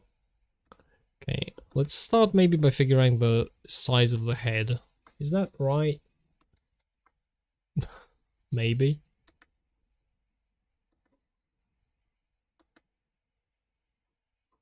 Wanna have like this? Maybe? I'm trying to figure out the proportions in a way. It's very lanky now and too humanoid in terms of proportions. He's got very long arms, but his torso is a lot shorter than what I've done here. I need to correct it by performing a torso shortening operation. I think it works. Alright. Boom. Like that. And then... now he's not actually like sitting in a way. I like him to be maybe like this, like crouching a little bit.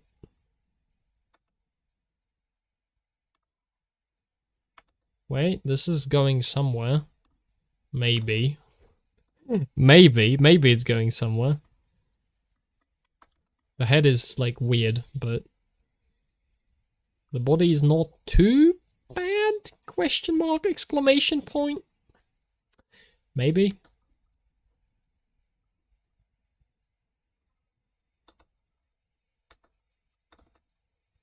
Maybe the issue is I'm trying to like give him a round head, and his head is clearly not round. It's more like this oval kind of shape. This is really bad. Whoops. Guys, this is the part of the stream where you figure out I actually have no idea what I'm doing.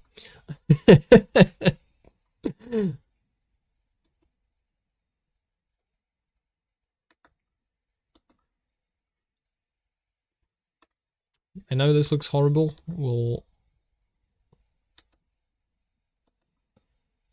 I'll figure it out in a moment. Because I need to like... difficult to imagine this in 3D space. It's unusual. I've not drawn him enough.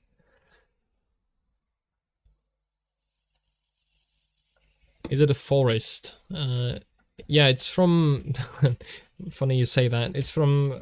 it's like mostly a scene from Ori and the Blind Forest, the video game. If you haven't played that, by the way, massive, gigantic recommend... I ruined something, didn't I? Yes. Massive, gigantic recommendation to get that game. It's amazing visually, and like basically everything about it is great. The gameplay, the visuals, the music is awesome. It is indeed a forest with a little bit of like a lake and water in it. It's like very... it's a scene... it's a very peaceful, nice scene, so I kind of want to... I don't know. I want to draw something based on it, and I also wanted... because I sometimes stream Ori in the Blind Forest, and so I want this to kind of serve as a thumbnail for those streams, maybe. If it turns out good enough, which, well... questionable. I think the original sketch looked better than this, and at least the head did. What if we yoink the head from the original sketch? We can do that. Nobody's gonna get mad, right? Why is this so transparent? That's why. Why is it still transparent? What layer is this on? No, it's on this layer. Why is it so... oh, because I put a white overlay on top of it. That's why. Duh. Guys, we figured it out. Okay, we're gonna copy the head from this layer, hide that again, and we're gonna staple the head on top of what I've just been doing, so I don't have to. Okay, now the head is at a wrong angle, maybe. Actually, this isn't too bad. This is not too bad. This is not too bad. This is actually, this looks better than expected. Maybe we can capitalize on this success by trying to figure out the body.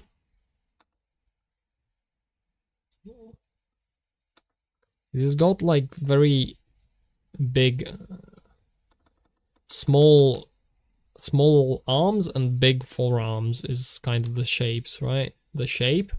But then I can't have his body be like massive. Also, I think he's got, no, he doesn't really have a neck. It's like he's got his shoulders like immediately attached under the head. So that's why this looks looking like wrong, because I gave him a neck, I think. Like something like this, perhaps. And then, yeah, the body, but the body can't be too long. Kind of like a cat sitting. That's, well, that's kind of implying I have like a gigantic storage of cat images in my memory, which I do not. So saying kind of like a cat doesn't really say much, but I guess maybe. Cats are more intuitive than this guy. I think I made his, because his arms are reaching like, I think I've made them too long simply. Like that's the main problem.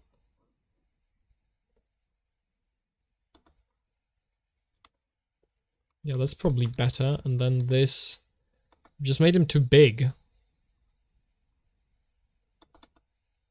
And then he can be... Wait a second, I figured it out. Look, it's the perspective. It's like I'm trying to draw him sideways, but he isn't sideways. He's like angled towards the camera somewhat. Okay, I see. Do you see? I see. Not bad, not bad. This is a decent starting point. With crisis, disaster averted. Disaster averted. We can work with this. It's fine. I don't have to self-deprecate too much anymore. Okay, let's hide that. Let's move him a little bit here. The character's pose. Thanks. I've got... Okay, he looks a little tense right now, but this is not bad. I should name my layers, because the 16 unnamed layers are starting to get a little hard to navigate. So let's... this is Ori. This is white overlay. And this is my character, my little guy. This is okay. So foreground. This is the waterfalls layer. And this is the big shroom layer. This is the background. I'm gonna call this the backdrop because it's like the furthest back layer on the whole stack. Right. We plan to make an animation with these characters. Well, if you want an animation with Ori, you could probably play the game. Hold on, I'm gonna link it so you can see why I'm talking about it. Steam Ori. Okay. Because, you know, is this one? Okay, there you go. I'm pasting it. Okay, you wanna play this game. you have to. It's legally required. Do I plan to make an animation? I don't know. I don't really plan. My approach to drawing is I don't plan. It's entirely a hobby for me, so I do whatever I feel like. Lately I've done a little bit of animation. I've done like a little, but it's pixel art. Hold on, I can bring that up, right? Maybe. Let's see, pixel art. I had this in a folder somewhere. There we go. This. No. This. Huh, there you go. Open in your document. There you go. That's my little sprite. That's the animation I've dabbled in recently. A little bit, but it's fairly time consuming, I'll be honest, in terms of process. I'm not fast enough at drawing stuff like this to where I could comfortably do animation. I'm trying, like I'm slowly learning and improving my speed, but I'd need to get a hell of a lot better at drawing stuff quickly in order to be able to do an animation of it. Yeah, I've dabbled in a little bit of pixel art, not great at it by any means, but I like what I've done. I think it's pretty good. Now, if there are actual concerns in terms of pixel art when you are doing it for a game, I do not know. I've never done that, but okay, hold on. This is weird. Not figured the pose. Not this pose. I don't have it figured out yet. I have to admit it. I've not quite figured it out, but now he looks like a little barrel, and it's very round. Wait, he should have his knee like outside of his thing, right? Hold on. Okay. Yeah, and then the thigh comes in like that, kind of.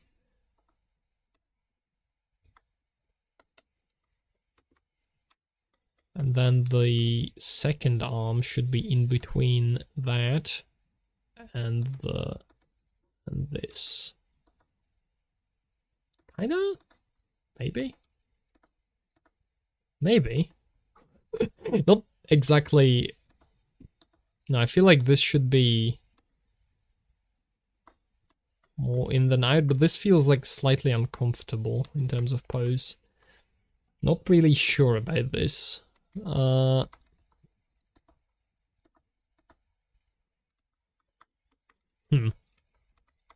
Let's see. I hope I hope me constantly flipping the canvas isn't too hard to follow, because I have that as a habit, basically. It's very useful to like mirror your canvas over so you can so you can actually see with slightly fresh eyes. And then a trick I usually do at like export stage is I turn it 90 degrees and then I turn my head 90 degrees, and that kind of also tricks my brain into looking at the picture with fresh eyes, but it gets difficult, right? Because if you spend like this has been going on for like 2 hours, but if you spend like 28 hours on drawing, then it becomes very hard to gain any kind of like perspective on it, because you are just so familiar with what it looks like, and your brain is so used to it then that you don't really see the picture the same way that other people do at all. Which becomes a problem if you want to like see issues, identify issues and solve them. Then that becomes a little bit of a problem. Because it's like, well, no, it has to be that way because that's how it's always been. Like, this picture's been here forever, and I've been stuck working on it for like decades, basically. Right, I think this is good enough to like leave this in the sketch. It doesn't have to be more detailed in the sketch, at the sketch stage, I don't think.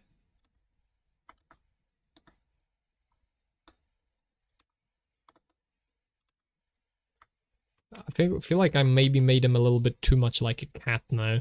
Because he's not a cat.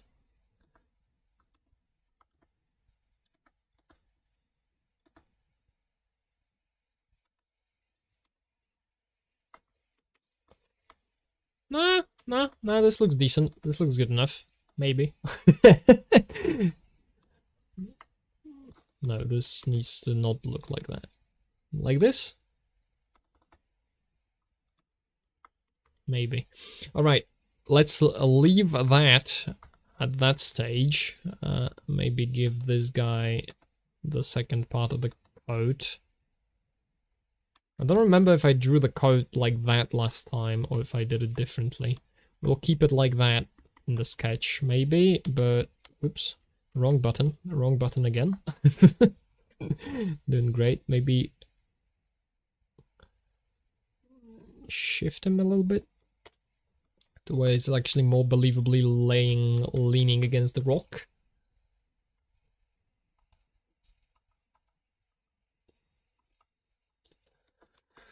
Boop. You do that. Remove a little bit of the white overlay. Yeah, sure, something like that. Good enough, I think, for a sketch. Like how you add details, you can really see the effort when doing drawing. Well, thank you. I appreciate compliments. I've already said before in this stream that I intend to take all the compliments, inflate my ego, and then explode spectacularly. That is the plan, anyway. Right, let's I guess let's try and give this color. I have no clue how this is. I have no clue how this part of the process is going to go, but I'm kind of excited about it. This is so Sigma. That's it, guys. We are wrapping up. This is the end of the stream. Thank you for showing up.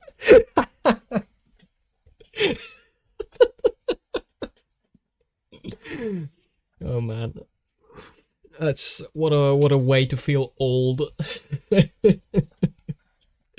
Alright, anyway, if you want to color this, then presumably we want to make sure the layers are alright. So like group them up. Group this into the sketch. Oh my, I'm not reading that.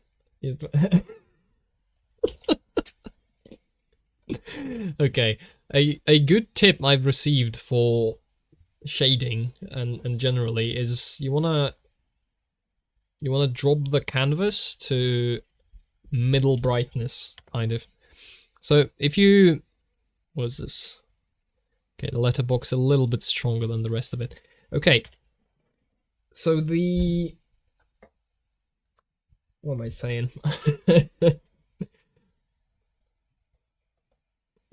So if you have a white canvas, then your eyes perceive color as awesome. Great talking. Come on, let's try again.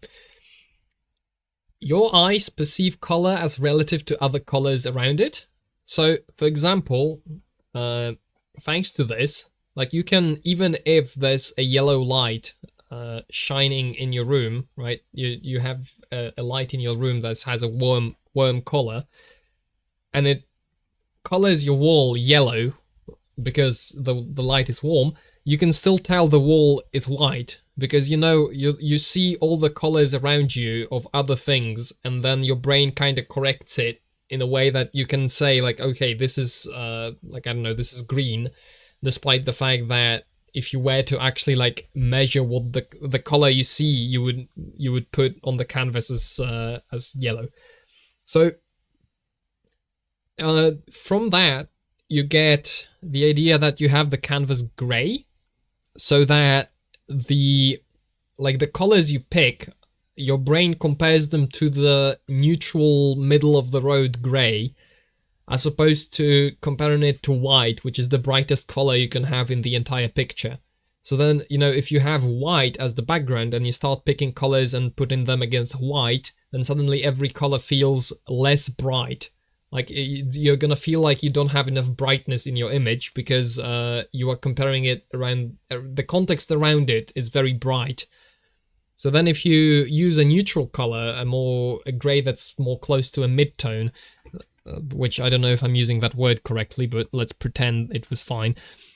then you get a much more neutral kind of result and you can pick colors better. And as a bonus, you can also draw both shadows and highlights, which is hard to do with white. Because on white, usually, like, the highlights are not gonna look very... Like, look, if I put white on this, right, this is a very bright spot in the image. Like, it immediately looks like there's a bright light shining on this spot. And you don't really have a way to do that on a white canvas, because you can only add darker colors, because you don't have anything brighter than white. So, you know, if I wanted to, like, test shade this, for example, then I could, you know, I could add, like, bright lights where I want them. It's like, this is too bright, of course, but, like, let's drop the brightness a little bit. It's like, I could add highlights, let's say, like this. Oh, I want the light to be shining from, like, above and illuminating this rock, and I can draw the highlight on it. And then I can also, like, take the part which should be shaded and give it a darker gray. And just shade it, and it, yeah, you know, it's very simple to do. It's very simple to do, but creates great looking shading just kind of by default, as long as you don't overdo it with the values, right? Like, you see the point? You see the point?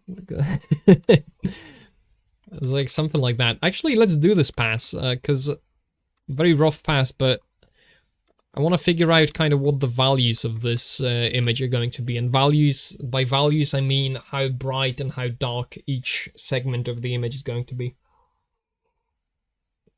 My throat is going to kill me. Hardly ever add white to my drawings, at least not that much. I prefer to use colors that are almost whitish. Maybe you might be going for a more pastel-y color palette also. White, I like white for... I like rim lights. So okay, so if you have something, let's draw a little guy to illustrate the point. So if you have you draw a little guy, and he's very simple, right? Give him maybe a little bit of hair. Give him hair so that, you know, he serves to illustrate the point better. If you wanna have him be if you start coloring him, this is going to be a very quick job. That's a little too bright. Okay, so if you start coloring him, right, it's like he's very flat looking. This is too bright for the point. Okay, he's very flat. Now you can remedy that, right? If you start adding shading to him with the proper colors, he's going to start, you know, looking a little more fleshed out. For, pardon the pun, which was entirely an accident. You add shade to him, and that's all cool and well. It's like he starts getting a little fleshed out in terms of his actual 3D-ness. But look, if you throw on some white, and this doesn't have to be white, but that's just to illustrate the point. If you give him a little bit of rim light with like just very bright highlights, this makes the character really pop in terms of, like, he looks way more 3D than he used to. This of course depends on the style. Like, that's, you know, because you can also use like regular kind of highlights with a slightly less aggressive color than white. All right, you could say that. It depends on the style, etc., etc. But you know, I like the contrast and the pop it gives to images sometimes when you use pure white. Although that is very much a matter of style. If you had a pastel style, then I can imagine why you wouldn't want to have like a harsh white on it. Depends on the situation. Yeah, absolutely. It's like hard to really, you know, hard to really have like a general, very general. I might go die. All right. Good luck. Good luck. Hard to have like a very general, but having the canvas be gray was a great tip I was given. So I figured, you know what, I'm going to give it to every person, no matter if they ask or not. Everybody is going to get this tip. Okay, something like this. And then presumably, where's the light gonna be coming from? Where's the light coming from in the original? Hi you. Hi you. Hello. Welcome to something. Top right corner. Top right corner is where the light is coming from on the original image, so presumably going to do something like that. Another underrated artist much? Well, I don't know. I don't know. Thank you. Thank you. I take compliments, and as previously mentioned, my plan is to use all those compliments to inflate my ego and then spectacularly explode at some point. We'll work out the details as we progress. Or regress, depending on how you perceive that. Right. Currently figuring out the values on this drawing. Kind of want to find out what, before I start coloring it, like going on a like fully into color, I want to kind of figure out what the general feel of the drawing is going to be, and then that should help me pick colors, because I'm not particularly great at picking colors. I feel like I understand the basics, I guess, but I'm not super confident on it, so I'd rather have a little of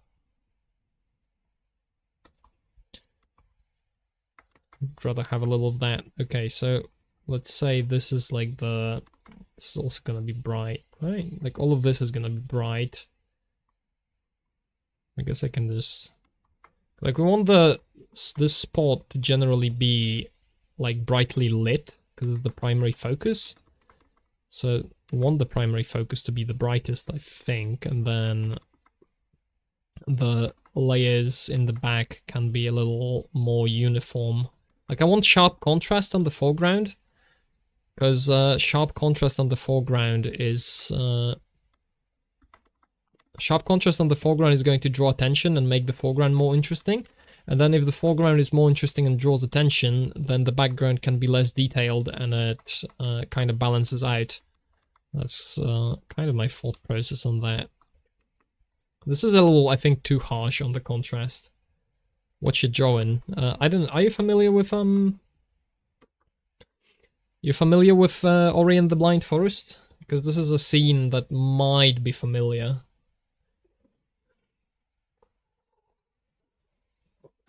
Nice shading. It's funny because it's just two colors, right? That's the thing about the gray canvas, that you can do a lot. If the canvas is great, it's great. Yeah, awesome. You've heard of it. There you go. So yeah, this is a scene from, or this is basically a thumbnail for, because I sometimes stream Ori in the Blind Forest, so I didn't really have any other ideas, so I figured, yeah, sure, let's try and make a thumbnail again, another one. Why not? Why not? So that's where this has started, and that's how it's going, kind of. See, the cool thing about the gray canvas is, like, you can very, very easily add some like contrast gray to it. Like you don't have to add a lot, and it looks good because the values are correct. And if you had, okay, hold on. So if you had the whole canvas be white, that you won't have this effect. Like I'd have to color the entire thing like gray or something, but then it wouldn't look as good, because the background would not be a neutral gray. It would be an intense color of its own, like white. Yeah, that's why you always start with a gray background. Exactly. I've gotten that tip from someone, and so I'm going to take the liberty of sharing it far and wide so everybody knows how good it is, because it helps relax your eyes as well. Yep, absolutely. It's a good point, because you don't want to be staring at this like glaringly white canvas while you do things that actually interest you. So it's like a 2-for-1 package. Very nice. Okay, let's introduce that. Okay, so this is like, is it too bright though? Color theory is like, imagine knowing color theory, Lamau.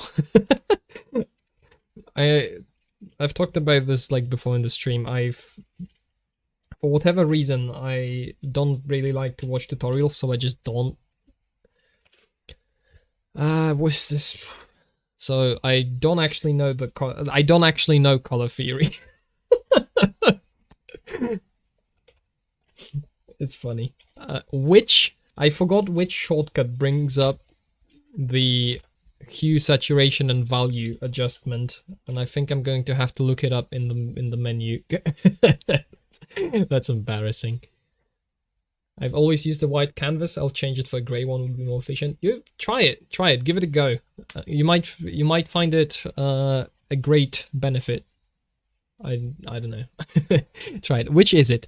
Control U. I thought I'd try that. I wanna make that like highlight. I don't want. Hold on. Oh, I have these both on the same layer. It's great. Good job, buddy. You truly have done it.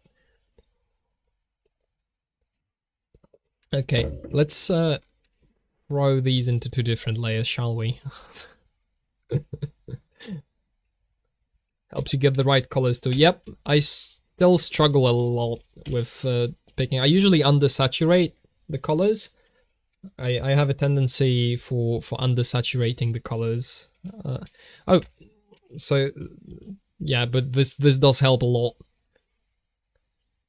Oh yeah, and in my case, it doesn't really matter if I did something on the wrong layer because I draw with a pixelated brush, like aliased brush, so I can select this and there's no like weird artifacts that go around just by virtue of how I've decided to do it. Like every pixel, like there's no...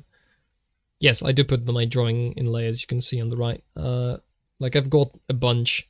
Basically anything I want to like move around on or is like a separate piece, I kind of try and put on a layer. Because I have enough RAM to handle it. So I can afford to actually have all these layers.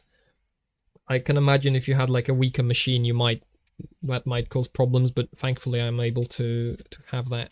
Yeah, it helps like it doesn't, because I don't, this is just a nice benefit. It makes my life easier, and I don't really care about using a lot of different brushes, so I just have one brush which literally just sets the color of the pixels. Like it's just the pixels and the color.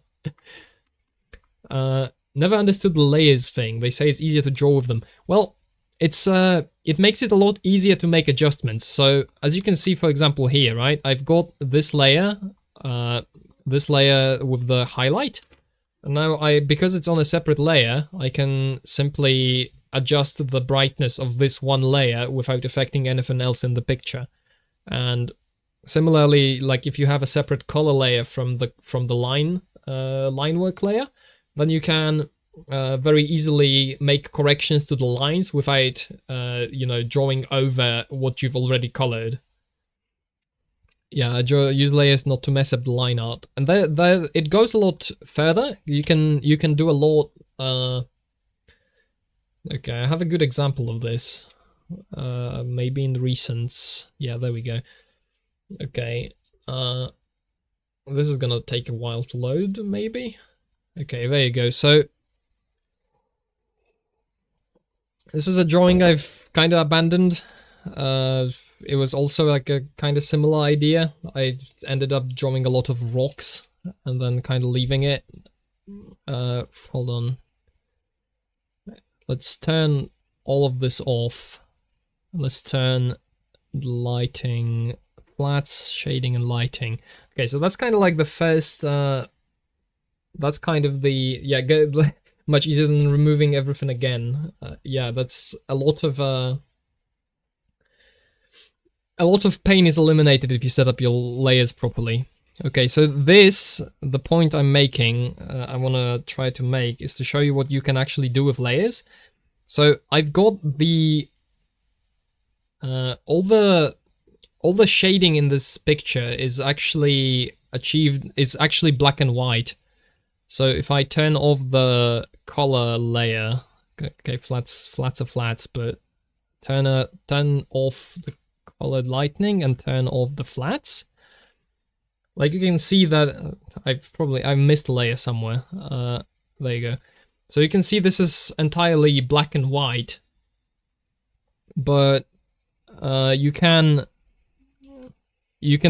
do some layer shenanigans. So like you have the raw color data being black and white, and then you can overlay a gradient layer on top of that and make it copy the alpha of all the other layers in order to have colored shading, for example. Hi Hunter, what's up? I've been going for 2 hours and then 15 minutes. That's going pretty well. Now I'm on a tangent about using layers. So yeah, the same principle applies with this. This is a lot of layers, but that is mostly because I didn't want to commit. I didn't want to commit to like hard, because the thing about shading something like this, because I don't really know when I start, like this is a long ass project. So I don't really know how it's going to look when I end up. So it's easier to split the parts of the process, like separate the parts of the process from each other and have them in the form of layers and overlays and filters than it is to hard commit it to the actual colors. So I can, for example, easily change the flat color on the on any part of the scene. I can easily change the color because I've overlaid the shading like on top of it. So if let's say I wanted to go and these mushrooms, right? I would like them to be less saturated. Then I can just adjust the saturation on this layer, for example, and then maybe make them a little darker. And then, apply the shading and lighting to that. And because the shading and lighting is on top of the original colors and not, I don't literally draw the shaded color, then it shades it again. Like it is shaded without me having to redo the entire image. That's basically like the principle. Is that PC or what? I'm drawing on a Windows laptop. You should teach digital drawing classes. You really explain well. Well, I like to think I have a lot more layers. Is how you don't unalive yourself when you fuck up. Yeah, kind of. And then you unalive yourself when you accidentally put it on the wrong layer. I'd like to say I think I have more technical knowledge in terms of using programs and doing stuff like I just explained with the layers than I do with actual drawing, because I'm a programmer by trade, and I'm fairly interested. You could say I'm fairly autistic about computers, I think. So, whenever I get to actually talk about stuff like that, because normally I don't really have anyone to talk about that with anybody.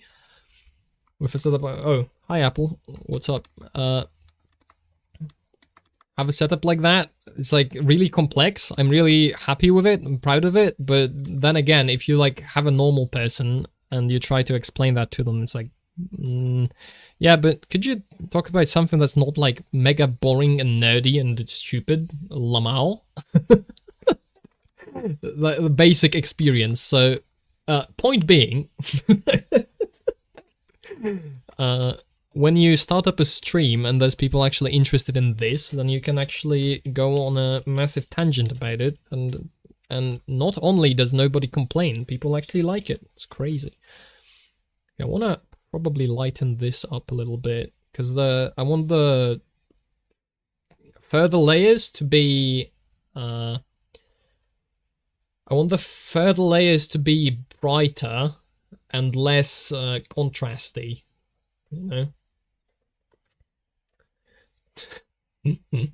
You can teach drawing and I can teach English. Yeah, you bet. I'm certainly not. I am not going to go into teaching people English. Don't worry about that, Okay, hold on, layers, because I'm making a mess again. Let's do this. This is FG values. This is light. This is dark. And then this is the waterfall values. And then this is dark. Any advice for someone who's starting to draw digitally? Well, at the risk of sounding, you'd have to know English first to teach it. Exactly. You are correct. You are correct. Now, unfortunately, I do not understand what the message means, but you are correct anyway. Any advice? If you are just starting out, the most important thing I think is do not focus on the tools. Is I think the an important thing to know when you're just starting out. Might be harsh to hear this, but it's most likely you, not the tool. As in, if you can't do something, it's likely not because you don't have the right program, you don't have the right brush, or, you know, it's most likely you don't have some knowledge, you don't have some experience, you don't know how to do something, you don't have the know-how. So you want to, you know, you don't want to blame the tool. You want to, well, you don't really want to blame yourself. You just want to approach it with the perspective of, it's like, okay, I guess I can do this, but how do I do that? And then you can look at tutorials. You can maybe look at how other people have done this, stuff like that. Yeah, kind of have fun with it and experiment. It's like kind of generic advice, but it's not bad by any means. By Apple. Thanks. I'm glad you like it. It's kind of generic, but it's also true. If you have fun with it, if you are interested in what you do, and if you find it exciting, you are going to make progress a lot more because you will just want to do it. And also another thing is it's fairly. Damn it, I lost my train of thought. This has been an explosion. A train wreck, a car crash in slow motion. It's like I'm watching you fly through the windshield. I did this on the same layer again. Whoops. I was about to talk about something, but... Yeah, you can't... There's no way, there's no shortcut, really. In the long term, there's no shortcut and there's no replacing. You can't replace just getting experience, and you know, getting in there and doing things is like, granted, there's a lot of theory that is important and that helps you a lot if you understand what you're doing and why you are doing it, why you are doing it that way and not any other way. But at the end of the day, you can't really replace getting in there and doing it and trying different solutions and maybe approaching it from different perspectives. And you can't, like, there's no shortcut. You do have to get in there, and you have to get your hands dirty and try things that you haven't tried before. And maybe and I would say, especially on this point, it's do things you find difficult, and maybe even like do things you have no idea how to do when you start, because that's more experience from programming than it is from drawing in my experience. But if you throw yourself at some goal that you know you don't know how to accomplish, and you don't really even know how to go about it, you will have to find some way to do it. And then when you find some way to do it, from there you start you can start improving on what you've learned. So like, you've learned something, you've started doing, okay, I have this way, but now I see, oh, this part of the process kind of sucks, right? I hate it. It's like, it's really painful and it's time consuming and I don't really like doing it. And then you figure out, it's like, okay, how do I make that better, right? Or maybe like I always have I always have problems with this particular thing. So how do I make that better for myself? Maybe I draw some helpers. Maybe I like watch a tutorial and maybe I introduce like some kind of practice to it, or maybe I find a way to mask it, which, well, probably not great, but you know, maybe I find a way to avoid it in drawing so I don't really have to deal with it. It's like, you don't like drawing noses? Well, then you can have a cartoon style which doesn't have noses in it, and then congratulations, you... I totally do this. Do you recommend me to use Krita again? Do you think there's another easier program to start drawing digitally? I've started with Medibang Paint. I can link that to you. Medibang Paint. It's way simpler. There's way less options because Krita is well, it is powerful software, so it kind of so it's going to kind of have to, it's necessarily going to have a lot of options and a lot of ways to customize it, and is going to be difficult to learn just by virtue of being complex. But Medibang has, like, if you want to just draw and just have a simple brush and just have some layers and colors and put stuff on the canvas, then Medibang is way simpler. But you might find yourself lacking options in it after a while. This is for desktop. I assume if you are asking about using Krita again, then you're probably on desktop, so that probably applies. Like, if you actually want to get into it, why is this stuck? Hello? I can't. Uh-oh. Trial and error is the only shortcut that exists to building skill. That hardly a shortcut, is it? Something's broken. I can't pan the canvas anymore. Krita, how could you have done this to me? Ridiculous. Okay, hold on. We are going to restart Krita. Exciting, I know. Black screen for a little bit. Sorry.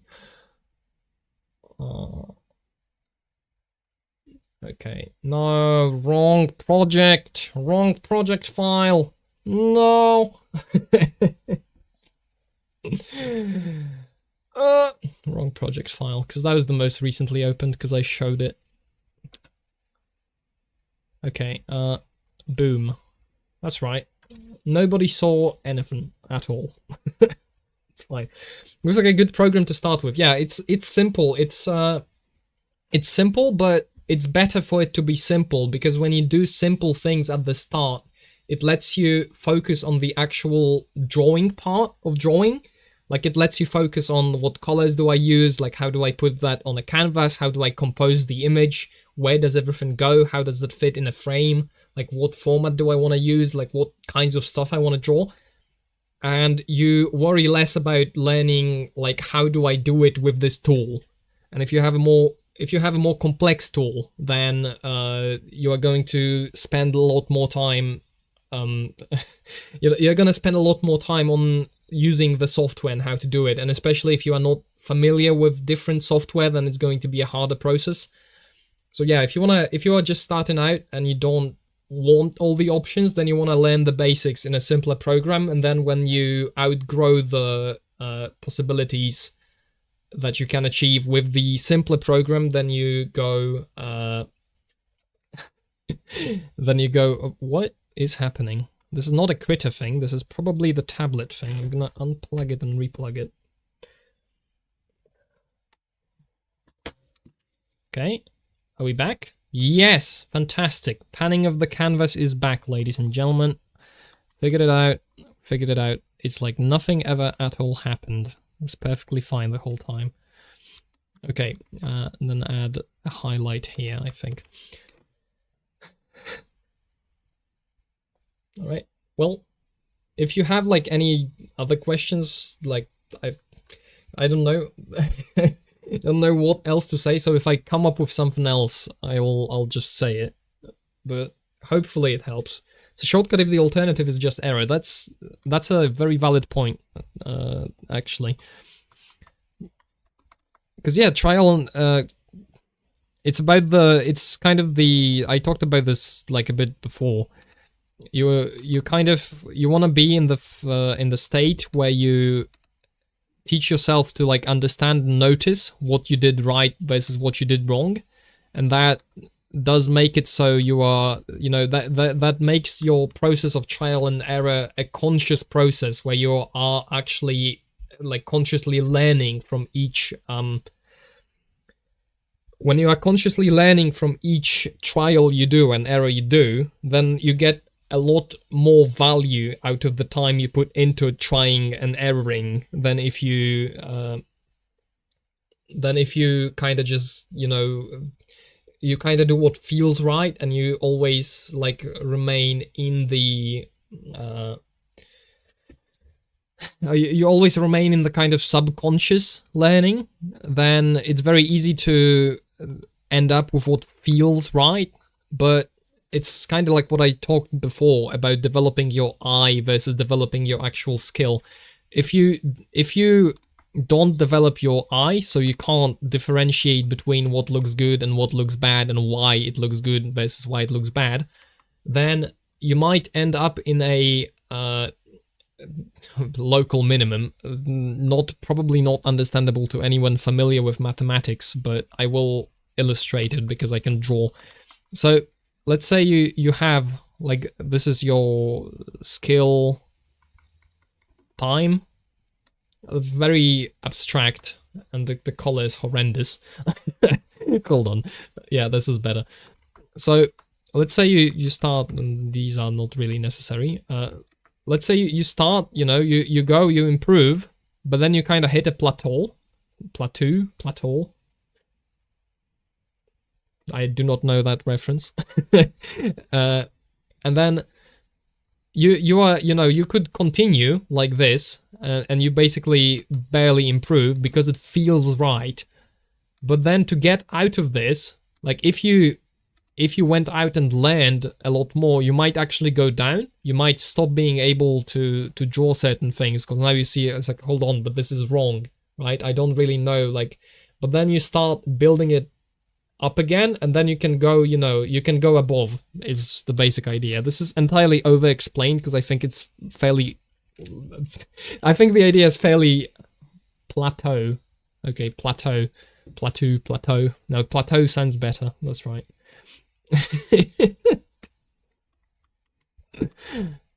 Should teach drawing and arts. I'd have to have a lot more theory, I think. Or maybe actually, you know what, maybe that's the point. Maybe because I don't have theory, like to the level I am at, I am able to explain it to people in a little bit more understandable language.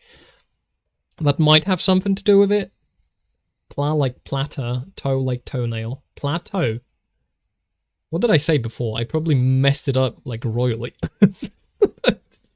Apologies to all English enthusiasts listening. Deeply embarrassing on my part. Yeah, the water still needs. Okay, let's actually like increase the speed at which I do this, because when the background doesn't need to be all that and a bag of chips. It needs to be just have the rough idea of like what this is gonna look like. It's like you'll have some highlights on top of this, presumably a little bit here. Something like that, right? And then have a little bit of that, a little bit of this. It's like, well, I don't know how much I could actually teach you. That's because there's a whole lot of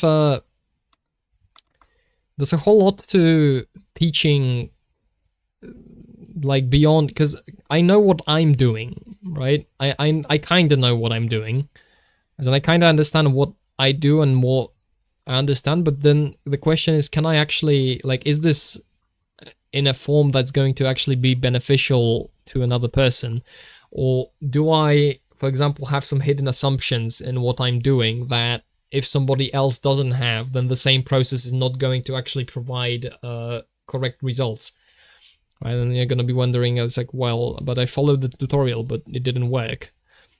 So I guess in a way, a big thing to do is like, there really isn't a correct way to do things. And that's a risky thing to say, because there's certainly a lot of incorrect ways to do things.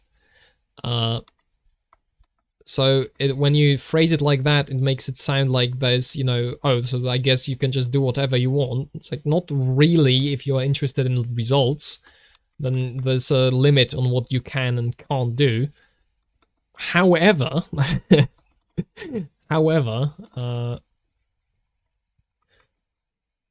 there's also, like, you've got to, a lot of it is figuring it out for yourself. Teaching is the best way to find you have hidden assumptions. Yeah, I suppose, yeah, because when you try to articulate it to someone and then there's a missing piece, then you know that there's an assumption that you've made, then you know you've made an assumption that you can't, you know, you've made an assumption and you can't now support it. So I guess, yeah, I guess it makes sense. Actually, yeah, I suppose it does make sense. That makes even more sense. Like, the more I think of it, the more sense it makes. Because, of course, because you start talking about these things, and then you find out if you actually have them figured out by if you're able to actually explain them, as opposed to if it's, and once again, going back to the conscious versus subconscious learning. If you have it, if you've learned it consciously, you will be able to replicate it. Your art looks so yummy. Thank you. Thank you.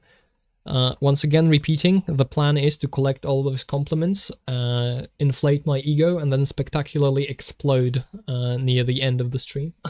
Something like that.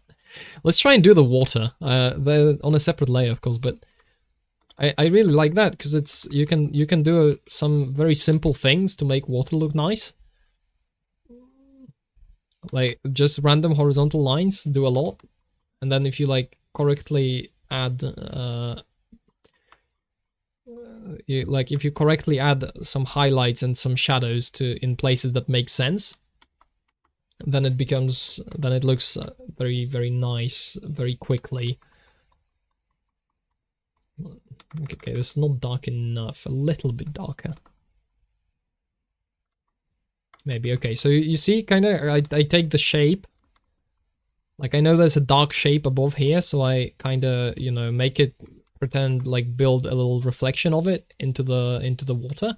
And my favorite part about this is how quickly it adds, like, depth and detail to an image if there's water in it. And you do a little bit of this. Like, a little bit of it goes a long, long way in terms of making the picture look nice. Like this is like already improved a whole lot, I think. If I do say so myself, I'm going to continue drawing on the same layer. Screw it. A little bit darker than that. I want something lighter than that, but darker than the grey. That's too light.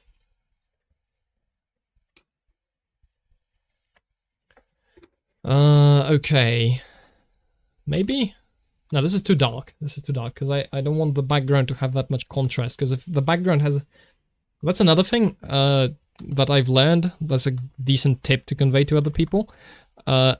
Contrast is extremely important because if you have a,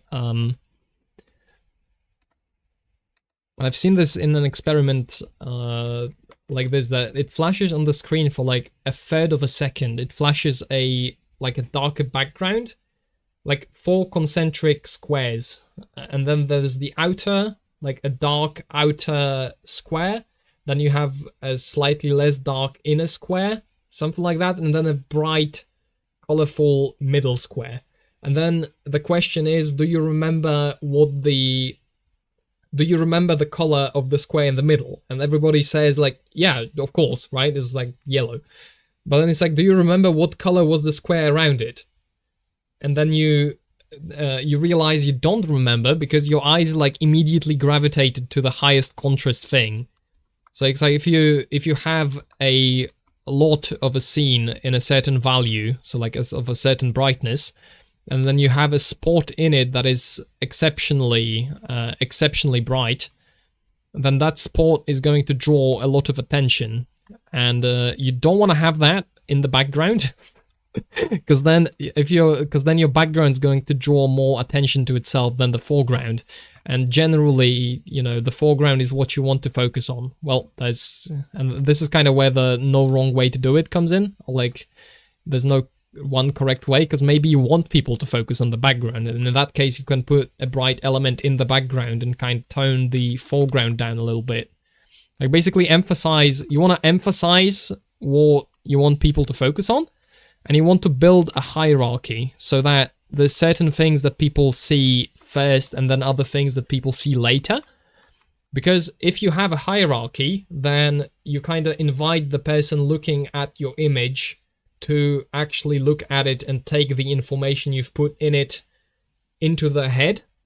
And if everything's emphasized and everything is kind of on the same level, then you are kind of forcing the person to take the entire thing in at once, which is a lot harder to do than when you have like a primary area, then you have a secondary area. It's not exactly keep the background boring. I know that's a joke, but it's not. The idea isn't that the background is supposed to be boring, but the background is supposed to be less contrasty. And it's maybe even the opposite. You want to make the background interesting because you want to have the foreground, but you also want to have the person that is looking at the image, if you have something in that looks pleasant, you are inviting the person looking at it to explore it in more depth. So you want to have that depth in the background, right? If somebody looks there, but you also want it to be there if somebody wants to look deeper. Right, beyond the first impression they get from the picture. I like to put a lot of details in my backgrounds. That's not bad, but if your background has more detail than the foreground, then it might be that, well, it actually might be that the foreground stands out better because it has less detail, but it might be that, the background is kind of like the centerpiece, and maybe then you want to either maybe change the foreground. It's like, no easy bulletproof method to this that's super simple, but that's maybe something to think about, right? I don't necessarily intend to provide this is the answer and this is how you should do it, etc., etc. It's something to think about when you do your thing. This is something you want to think about. Polish food, go. Kielbasa is good. I don't know if you've ever had it. Now, this is a trick to expose my lack of vocabulary in culinary subjects, which I have even less vocabulary in culinary subjects than I do on drawing subjects. That's good. What's another classic? Schabowy, which is, I don't know.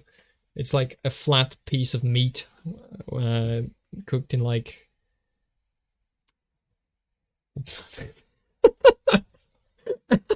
I am woefully incapable of describing food in English because I never talk about food.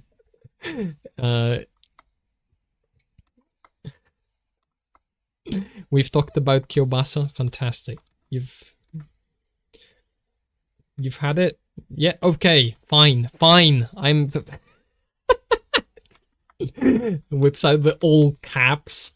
This is the importance of what is this dot? Where did this come from? Foreground. How is this dot here? Anyway, pierogies, pierogi. No, can't go wrong with awesome. Yeah, fantastic. Please continue. going wonderfully. What layer do I have that on? Oh, it's on the same background layer. Fantastic. All right. Anyway, we're going to quick give some values to this as well in order to just illustrate what this is going to look like. This is going to be all darker, and this is also going to be darker. Tax invasion? What is tax invasion?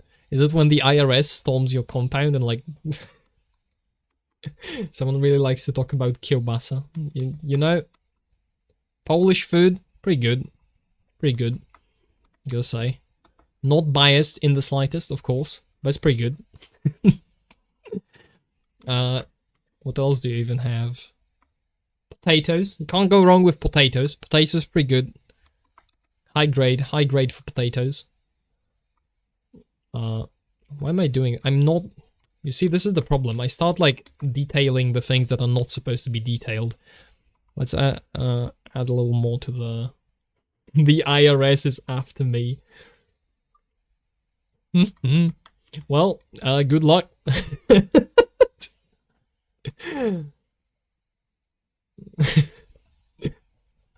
This is an entirely accurate point, okay? This reflects the level of interest I have in the subjects. Food, my level of interest in food is I need to eat to exist. Like, I need energy, and I need it to be healthy enough to the point where I don't die too fast while consuming the food. That is basically my level of interest in food. But, you know,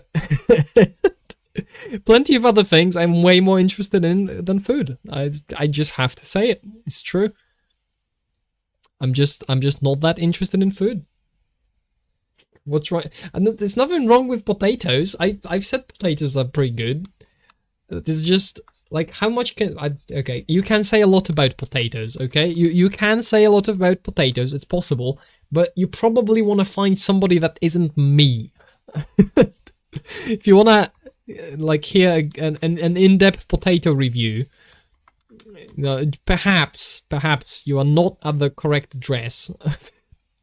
That's all I'm saying. That's all I'm saying. You know, this is not nothing personnel, kid, but it's true. I've been caught. I am far more interested in drawing than I am in talking about potatoes. How long have I been drawing for? This stream has been going on for 2 hours and 47 minutes, and I've been drawing just this.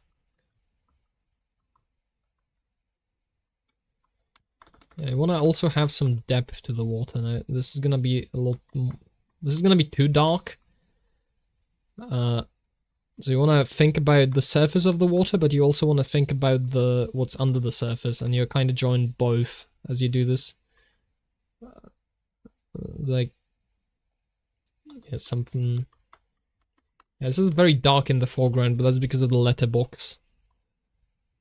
No, I lied. It's kind of generally too dark, the color I've just added, but thankfully we can just select the color and make. There we go. We can select the color and we can make it brighter, so as to pretend I've never done anything wrong. Have I made it darker? Yes. No, I have made it lighter. That's good. Something like that. Potato review channel when a man not interested in potatoes in the slightest reviews potatoes. There's most definitely an audience for that out there somewhere. And if somebody is willing to provide the potato entertainment, then, you know, knock yourself out. It's just probably not gonna be me. Sorry. I'll be his new subscriber just to see how he reviews potatoes. I don't want to. I don't want to review potatoes. Not because potatoes are bad, once again. Disclaimer, because you have to do those when you when you say stuff on the internet. Disclaimer, this is not intended as hatred of potatoes. This is this is merely an expression of my lack of interest. Please do not infer more than has been said. Potato review channel. We add color to the drawing. Yes, I want to. This is like what I wanted to do with this is like an initial pass on the values for this, as in like what parts of the drawing are going to be brighter versus darker, etc. I want to adjust this layer to be a little less bright because it's too shiny at the moment. I want it to be lit. I don't want it to be glowing because the light is diffused by the trees a little bit. Now it comes into the Irish. I see this as an absolute win. Well, And I'm gonna make a potato review channel specifically for the Irish. It's like, hi guys, I've heard you like these. So,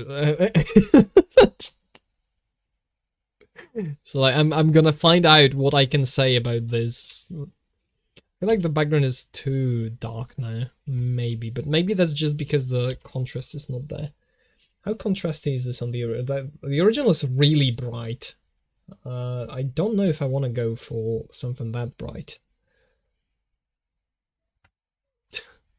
Okay, but the reason I darkened the foreground is to have another layer on top of this. It's basically pure white. And this guy's glowing.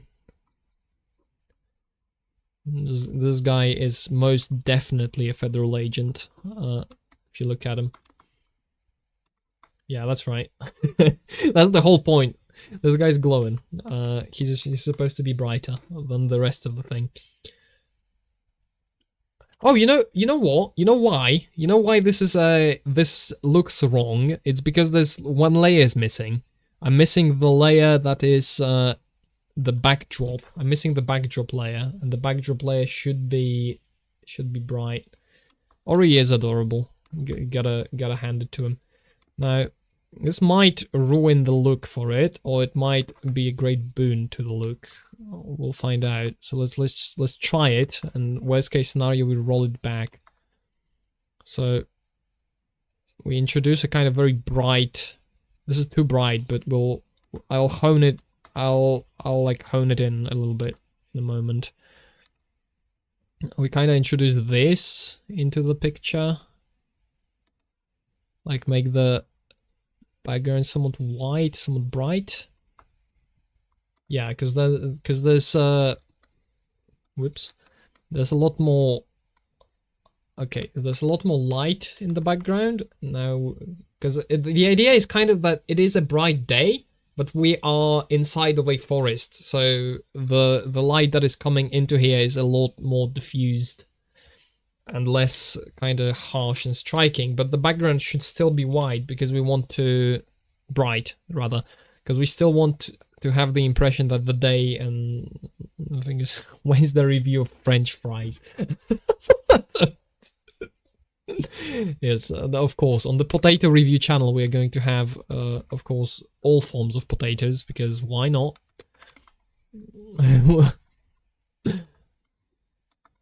We're reviewing French fries, reviewing just about every type of potato there is, potato chips or crisps, depending on how you like to pronounce that. Okay, you see this? Okay, this has some depth. It doesn't look great, but we can remedy that issue presumably by blending the water with this. I think is gonna be important. Like this layer probably, and then we grab it, and then we introduce like, yeah, it's a little bit of a mess, but you know, something like this. Doesn't look too great, but looks decent enough, I guess. Yeah, you want to have this color kind of spill over into here. Yeah, something like this. Yep. Drawing potatoes when, please insert potato and remove kebab. There's kebabs with French fries in them. I don't know how you feel about kebab.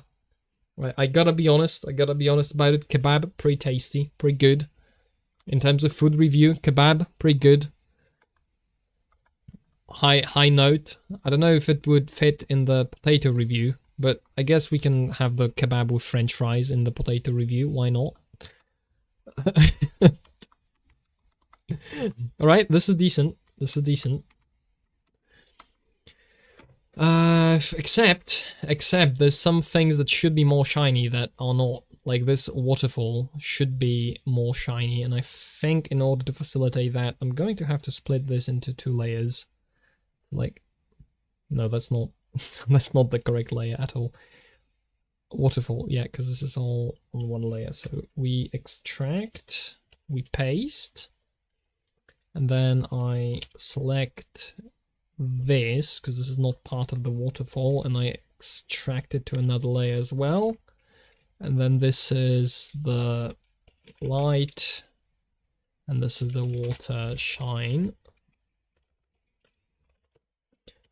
And the water should be way brighter.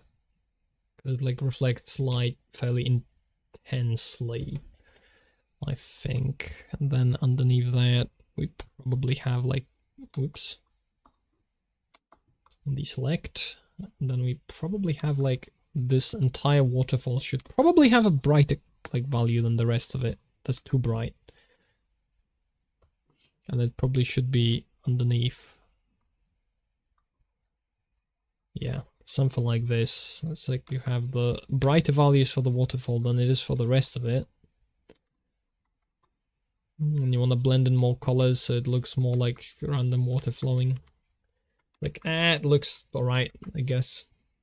Will we be doing a drawing stream tomorrow? Unlikely. We'll see how I feel at like late hours of the day, because I am normally fairly exhausted after work. That's why I haven't been streaming for 2 months.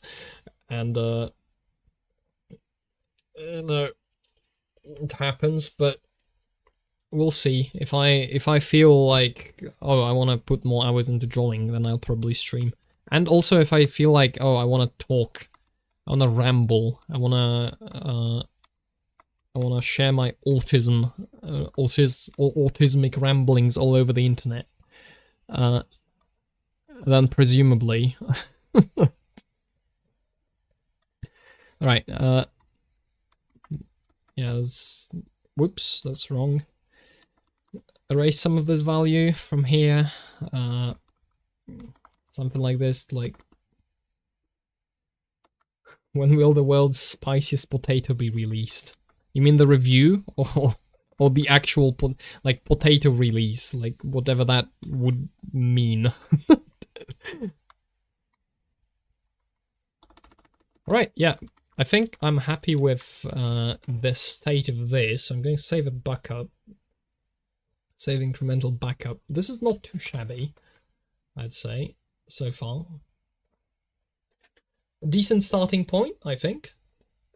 A decent starting point. Let's try and color, maybe, perhaps. I don't know. We'll find out. We'll find out. Conor McGregor. Conor McGregor. Greffel. That's wrong. Who's this? Irish mixed martial artist. What is he known for? I probably won't know. I've heard the name before.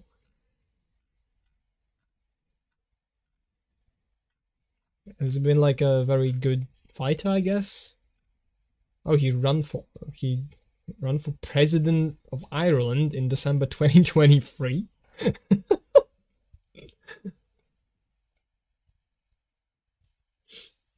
Okay, fine. Sure, I can take that. He's the world's spiciest potato. This is acceptable. Right, values. Boom, it's gone. It's over. All right. So now that we have values, let's try and color these values, shall we? For now, let's try and... Okay, so the values are going to be here. I'm going to throw them on. I'm going to also introduce like a layer with this kind of gray on top of it. Fill it, and then handle just the layer. Fill it. This should make for a rectangle with the background color. There we go.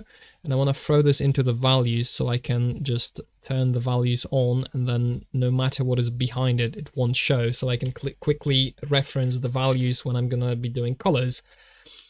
And colors are the part I have no clue how to do, so let's wing it, I suppose. There's no other choice. Okay. Let's what the hell do I even start with? Looks so good. Well, thank you. We're about to be doing... We are about to enter very much less smooth sailing territory. I'm fairly certain. Maybe. All right. Let's try it. Let's try the color. So we can go with the easy part first and make Ori glow. Which is stupid to do as the first thing, maybe. But like we wanna have him glow. I know that he's glowing. Let's see. Actually, I'm going to heavily reference this because what are the colors? The water is like cyan mostly on this picture. Cyan, kind of sky blue maybe. This is too saturated. Not that saturated. It has like a... Okay, maybe this waterfall is like a decent place to sample some color for. Okay, let's try, because this is very bright. This is very bright, but let's say we now introduce some of that like grayer. That's too gray. We introduce like a lighter blue. This is I'm going to be completely improvising. I have no clue how this is gonna work and turn out. And then there's like darker blues in here. Like you have like these little accents, but they are kind of like hidden behind the rest of it in a way. So I'm going to start by, and there's also like holes in this. So like you can kind of see what's behind the waterfall kind of poking through. Whoops. And these are like in kind of thin streaks, so I'm going to overlay this on top of them. In order to make the darker blue stripes appear thinner. Yeah, that's not too bad, I think. And then you have the very bright spots in some places. There's like...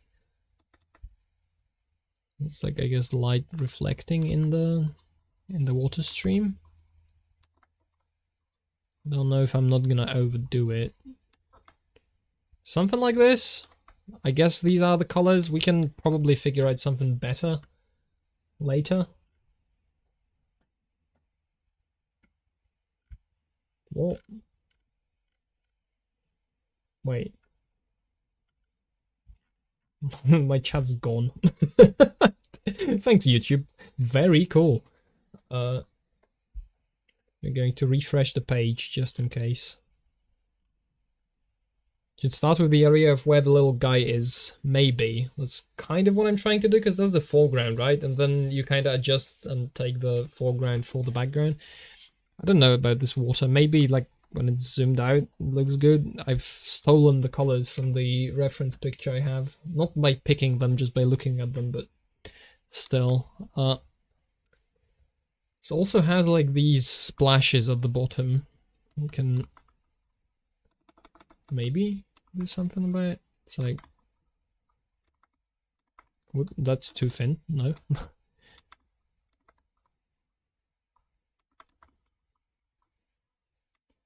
Yeah, something like that, you see? It's like, this is like very doodly, but you know what? I don't know how to do it, so we are going to doodle.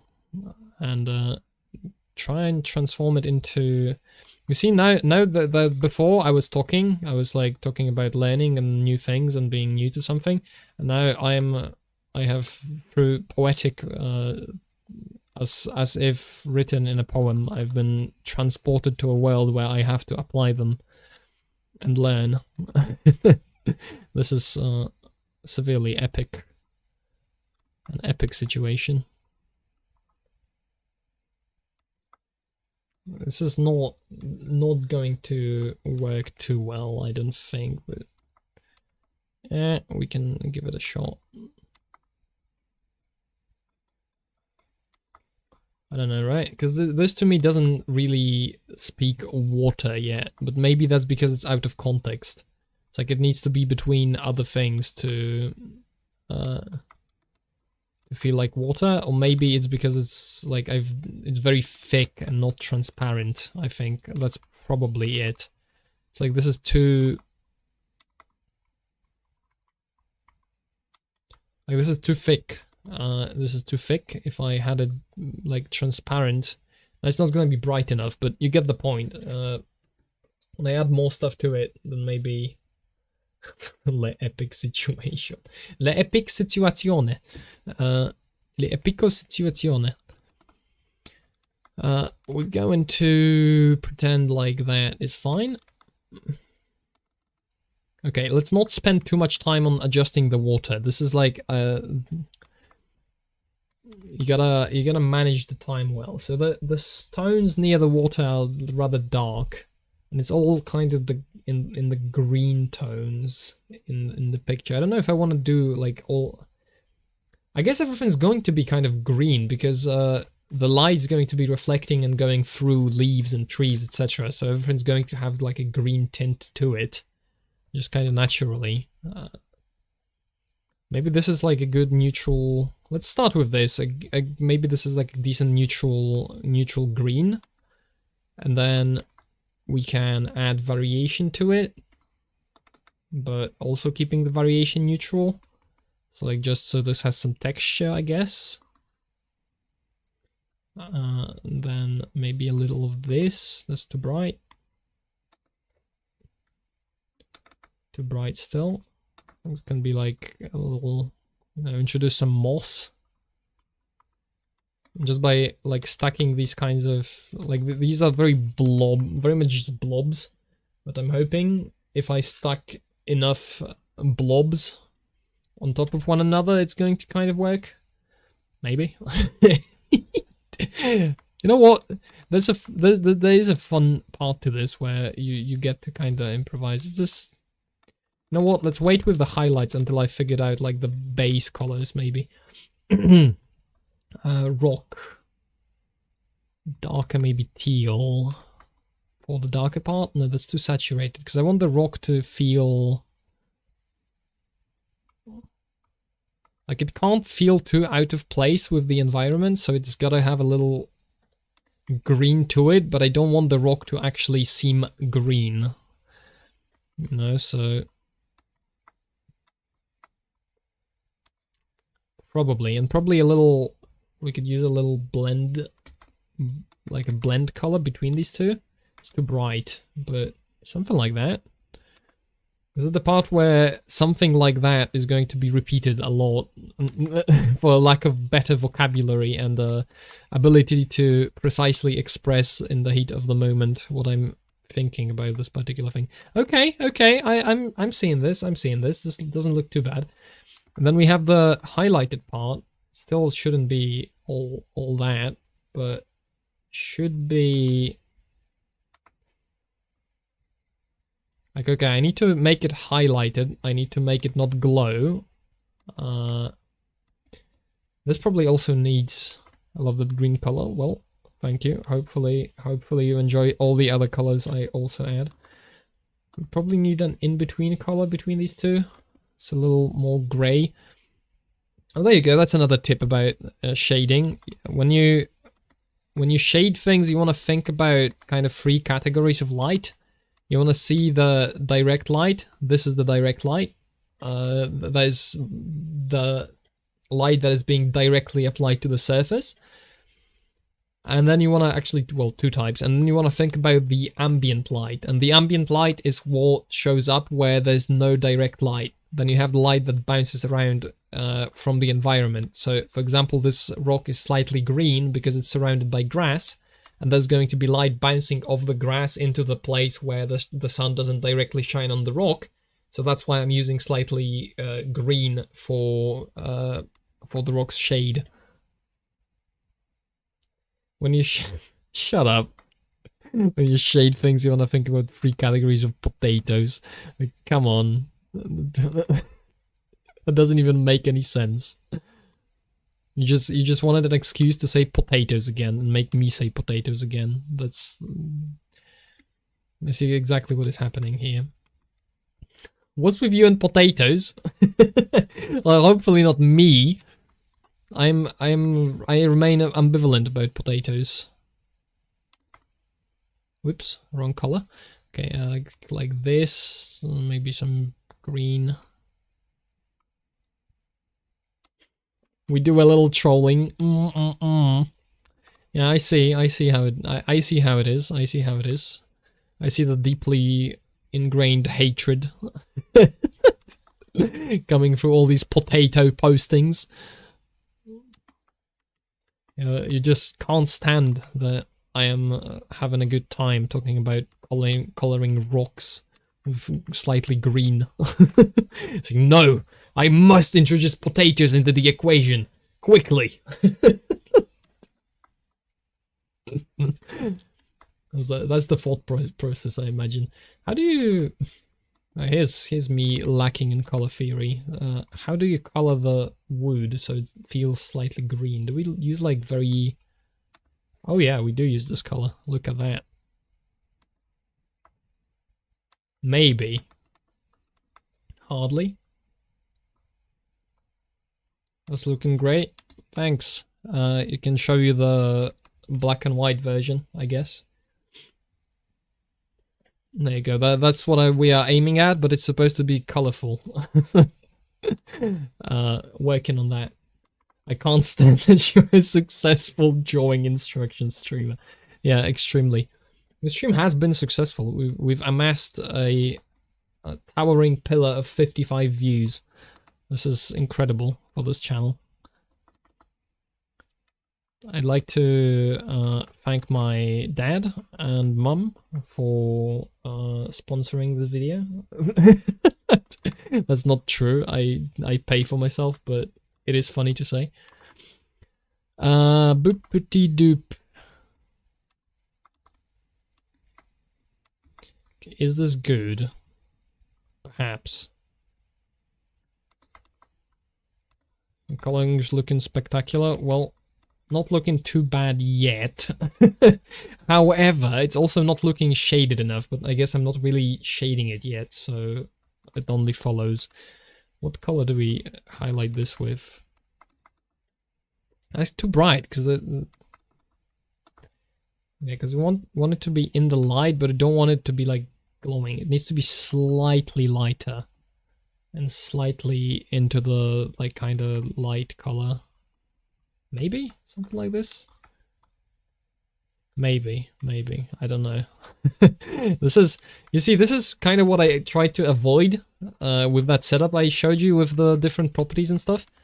That's kind of what I was trying to avoid. I was trying to avoid having to commit to colors, but right now, kind of, you know, forcing myself to commit to those colors is also making for an interesting process, because I'm just doing it, right? Because I'm not... No, we want to darken this. Yeah, I want to use like similar... When I use like patches of similar color, it seems like if you use patches of similar color, then you end up with a nice texture to the thing. Right, and if the color was not similar in value, then if it's too bright, then it looks weird. So you wanna also go in the direction of the red slightly, maybe. Yeah, like earthy colors on this. So like there's like patches of different shades piled on top of one another, but all of like similar values, and this hopefully looks like dirt, question mark. I don't know. See, that's the problem, right? To me, it looks like a bunch of blobs, because that's exactly what I did. I just threw a bunch of blobs on top of it, like on top of one another. So... Yeah, I've heard of transparency, but have you heard of we just add random lines on top so it looks more transparent than it actually is? It's a little too much. Overdid the effect. Right. Not looking too bad, but if you take a look at the values, this is not like, it's not shaded yet, right? This is like flat colors. Whoops. Like this is flat colors, basically. Are you doing everything on the same layer? For this, yeah, I'm gonna later, like the further planes, I'm going to split into more layers, but... Oh, this is not... The waterfall isn't on the same layer, but Ori is on the same layer as the waterfall for some reason. Shouldn't be. which is fine. I can separate the colors later. And I don't want to overdo it with the layers on this, because it's way easier to actually just, you know, pick a color and intrude on this than it is to, like, if I have this on a separate layer, then I'd have to switch the layers, etc, etc. And at this stage I am fine with committing to what the picture is actually going to be, so I'm kind of drawing, you know, on I'm fine with drawing on top of things and actually using like less layers to do this, because this is closer to what the final image is going to be, and then I make adjustments to it as we go. Because there's drawbacks to the over-engineered setup with a lot of layers, etc. It's that like a lot of simple things become complex. Like certain complex things like changing the entire picture's colors become easier, but actually, like, if you just want to adjust something a little bit, and then, for example, it is split across like 5 layers in different orders, but there's an object that is technically like in front of some of them and behind others, it becomes a whole like nightmare to actually work with in that setup. So when you actually have things on one layer, then for painting like this, it's noticeably simpler to do it this way. Looking to unlive ourselves, are we? Nah, I'm fairly confident I can do this. It's fine. It's fine. No unaliving. No unaliving. It's gonna be fine. Hopefully. When you're shading, is it really just lighter and darker colors, or focus on different colors? I'm hardly shading right now. I guess the water is kind of shaded, but for now I'm kind of applying. I guess I'm kind of applying a little bit of shading. So it's like you wanna, because the most basic version of shading is you just take the color and you drag it down to make it darker, but that looks very flat. If you start looking at that, because people often do that. Let's take this my little character as an example, right? Give him, oh, that's too bright. Let's give him like a pastel-y brown hair, let's say. It's too bright. Too saturated. Yeah, something like this, right? If I were to shade this hair with just pulling the collar down, it's going, and then the skin with just pulling the collar down, it's going to look like somebody smeared something grey on top of the image. And if you start noticing this in people's drawings, you will never unsee it. Because that's a lot of people do it that way, and it's very noticeable. So you wanna, when you shade, you wanna pick a color that is not just, because the colors you pick to shade things inform the viewer about the color of, like, the colors of the light that take part in a scene. So, and that also goes for like how harsh the shadows are, etc.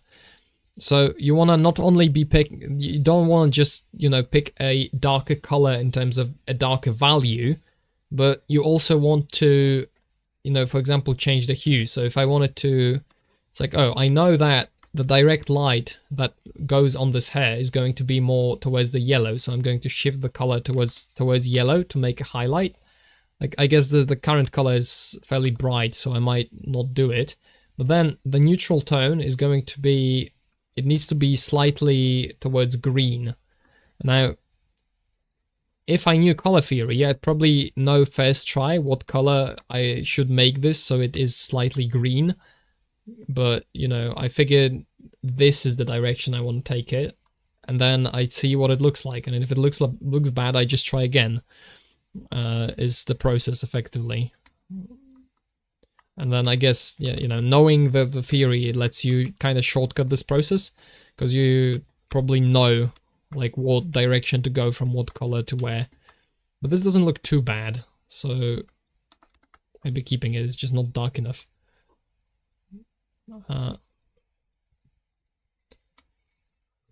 So yeah, like something like this. Right, and looks alright, I think, in the context of the scene, although I might change it later. And then the skin also, you don't want to make it gray, you want to saturate it a little bit and make it red slightly more, and that's usually works pretty good for like a shaded darker skin color. Like this, yeah, something like this.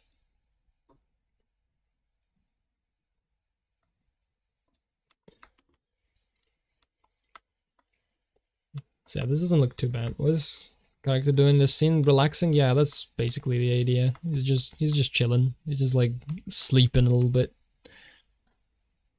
Because this is in the game, this is this takes place right after a very intense sequence, and this is kind of like a little water level calm down bit.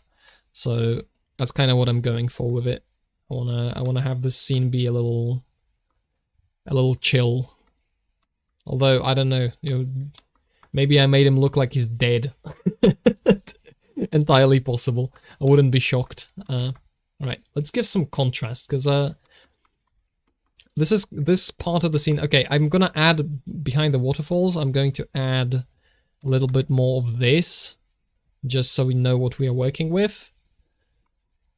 And then I'm gonna try and figure out how to bring this entire bit of the image in line with the values I've made. Because if you look at the values, like there's not, I guess the dark dirt kind of works, but the grass is way darker than it was in the values. And then the waterfall is a lot brighter as well, due to the blues I've chosen and the thickness of it. And now that I have a darker backdrop, I could actually just drop the transparency on the waterfall. Todd wave. Be relaxing. There's no book. No, there's not no book. It's just like sitting, thinking. I do that. I think sometimes. I'm not beating the thinking allegations. Ooh, there you go. I figured out a way I could do this. That'd probably be better. Oh no, what layer is this on? Hold on. Oh, this is on this layer. That's probably bad. It's fine. Nobody saw anything. I said that's not gonna be an issue. Of course, it's not an issue. Not a crisis. Do not worry. Why can I not shift click? I can shift click. Okay. You saw nothing. That was on the correct layer the whole time. Perfectly fine. Nothing happened. Nothing happened. We're gonna delete this layer actually. Okay, so I could drop the transparency on this, which reveals that I haven't colored this in properly, so fix that. So okay, this is the backdrop is dark, right? But so that's kind of the backdrop. Then we have the overlay of the slightly transparent waterfall. And then on top of that, we could like duplicate this layer, I guess. Actually, make this one transparent and then erase a lot of this layer. So like this should give it the impression that this one is too transparent, but you get the idea, right? We are doing like we're giving the waterfall like two layers, so there's the brighter and the darker. So it's blended a lot more with the background this way. Now, it's not great by any means, but it is a step in a direction. It might be a good idea, might not be. Not sure how I feel about this. A little darker maybe helps. Okay, I think I'm leaving this as like this for now.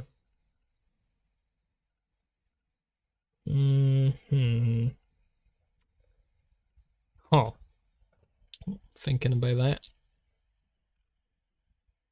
Kind of difficult to figure it out.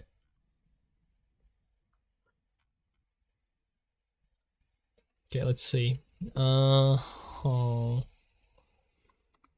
Right, how do I highlight this in a way? Because the waterfall's too bright, but I think it might not be actually too bright. It might just be It might just be that the rest of this part of the scene isn't bright enough.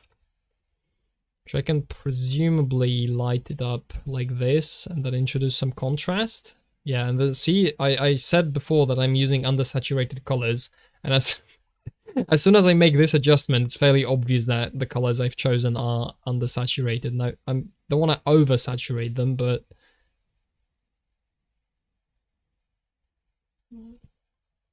you're my favorite drawing YouTuber. Well, thank you. I'm unfortunately also not very consistent, so might have a hard time with this. Boop. All right. Okay. See. You see what you see what my problem with picking colors is? I undersaturate them so much it's unreal. And this guy is made out of pure light, so it should be way brighter than that. That's better. That's better. That's way better. We can probably also add contrast, and then contrast is going to be less green, more in the maybe blue, because it's like the more contrast. That's too much contrast, but more contrast, but less contrast. Point being, we're picking a color, and yeah, so I want to have some of these like in between the rocks, for example. I want to have little areas of more contrast, because when there's contrast, then it looks way more like there is actual light shining on the scene. So like, I'm gonna draw over that guy for now. Let's see. Okay, so like this is not even tangentially lit up by the sky. That's kind of the point. Like, yeah, I'm gonna have to draw over and redo the same things sometimes, but I think it's worth it in the end. Like here I would have like a darker, like less saturated moss kind of color on it, but it also needs to be visible, so what gives?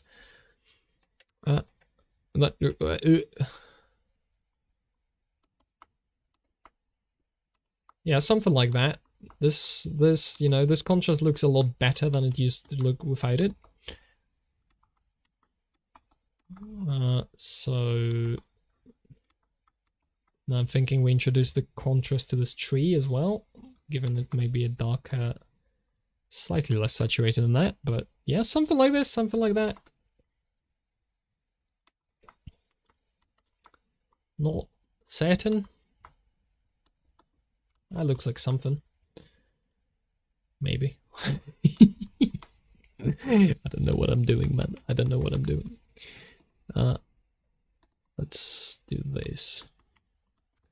Alright, so if the rocks are properly contrasting, are going to be on for the next half an hour or so. Maybe. Half an hour I can probably do. I'll probably be landing. Yeah, I'll probably be landing in about half an hour actually, at most, because I'm getting tired and I have work to do tomorrow, and it's nearing like 11 p.m. What's the deal? You're gonna go and then don't wanna miss something or something like that? Question mark. All right. Give him the coat. The dark. I guess we're gonna green slightly. And this is the proper color for the shirt, not the little bandana.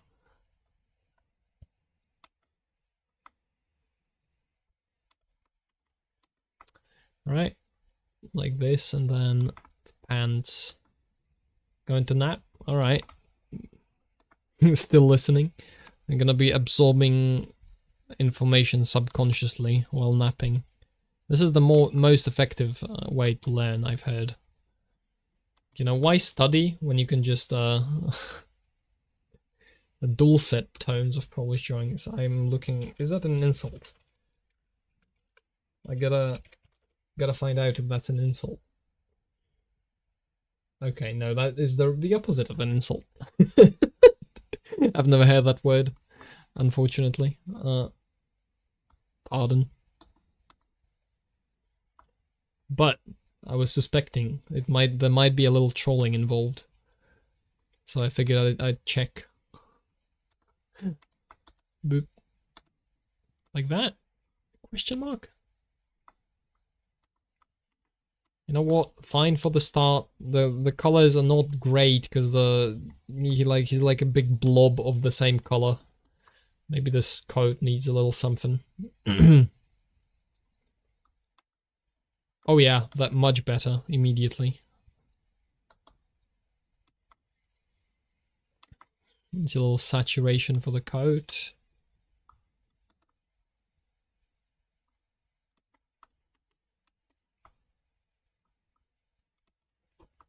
Yeah, something like that, something like that, something like this. We good on this front. There's still something wrong with this. I think the grass, or like the grass and moss, etc. It's very uniformly colored. There's not a lot of saturation, not a lot of value differences in them. I kind of had some on like what I'm doing right now, but that's still not a lot. I think I needed to have a little more contrast because it currently is too uniform, and if it's too uniform, then it looks wrong. Whatever that may mean. What art program do you use? Krita. Krita. Should probably... If people are actually gonna start watching these, I might need to put that in the description, I suppose. I guess could do that anyway, because then somebody might stumble on it and it might find it helpful. That's probably a good idea, actually. Just throw that in there. Yeah, just like that. For sure. Let's try and fix the grass. Neil the Grass Tyson, and we fix that. That's a horrendous joke, but I do not apologize. Okay, let's introduce some darker areas to this. I guess around the rocks you want to have it be darker. It's like the rocks are casting a little bit of a shadow on the grass. Still like that. I think this color might be too bright, honestly. And I might need to go make more tea because my throat's starting to hurt again. I don't think I've ever done a stream this long. This is probably the longest stream I've done. Okay, this is too dark now, but the idea is better. So maybe we adjust it a little. No, it needs to be greener, but more saturated and bright.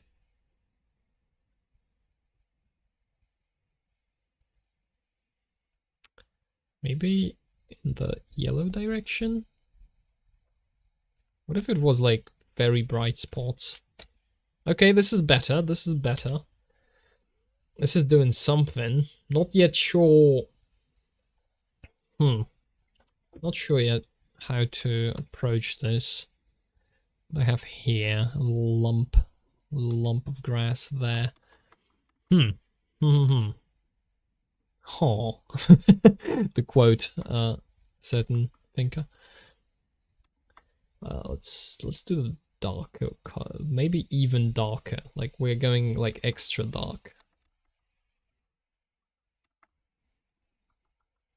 Extra dark for these, like, yeah, like accenting,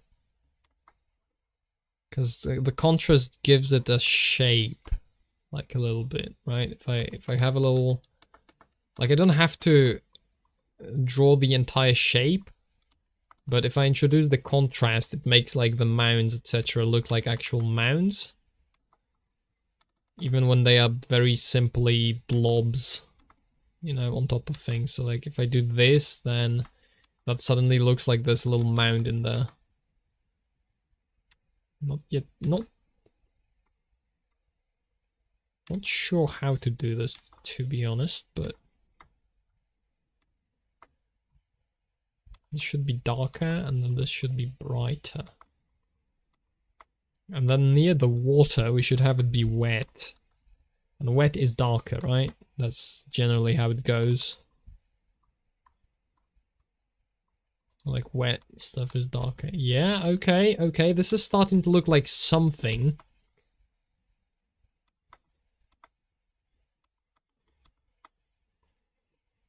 Maybe make this a little darker so it stands out better. Yeah, okay.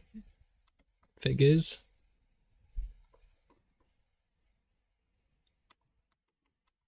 Something like that. Let's disable the sketch. Okay. Okay, you can see this is coming together. This is coming together. Alright. Alright. No, so I'd imagine like after I'm done with the basic like blobs, then I can go in like this without the overlaid sketch and just kind of, you know, do corrections like I'm demonstrating right now. I kind of, you know, sharpen some of these edges, and I think the style is going to look very nice.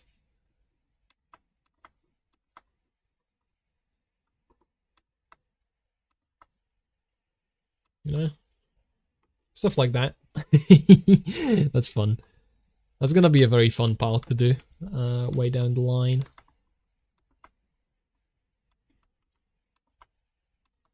Okay. I think I'm going to have to supply myself with more tea. Because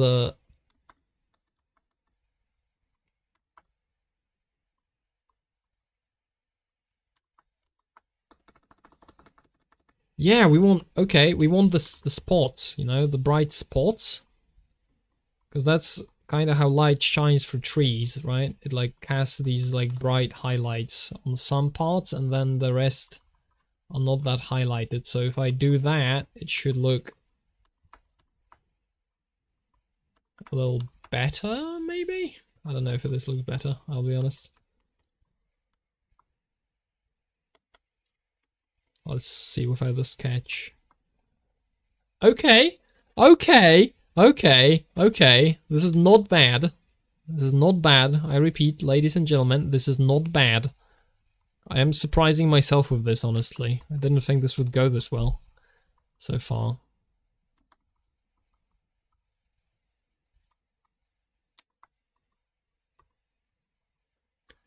Now I'm thinking like, yeah, introducing some texture to these.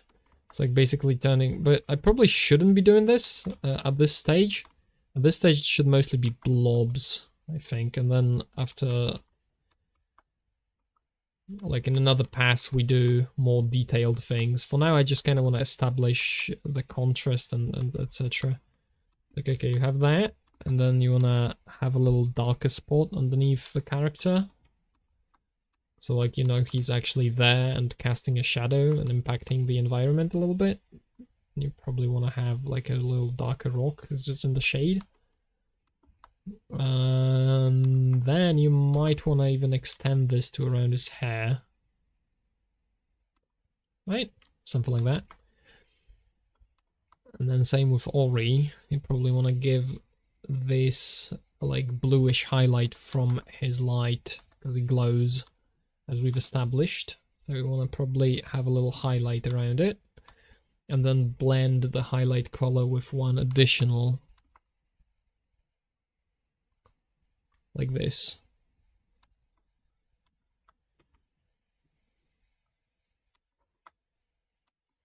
Okay, okay, alright.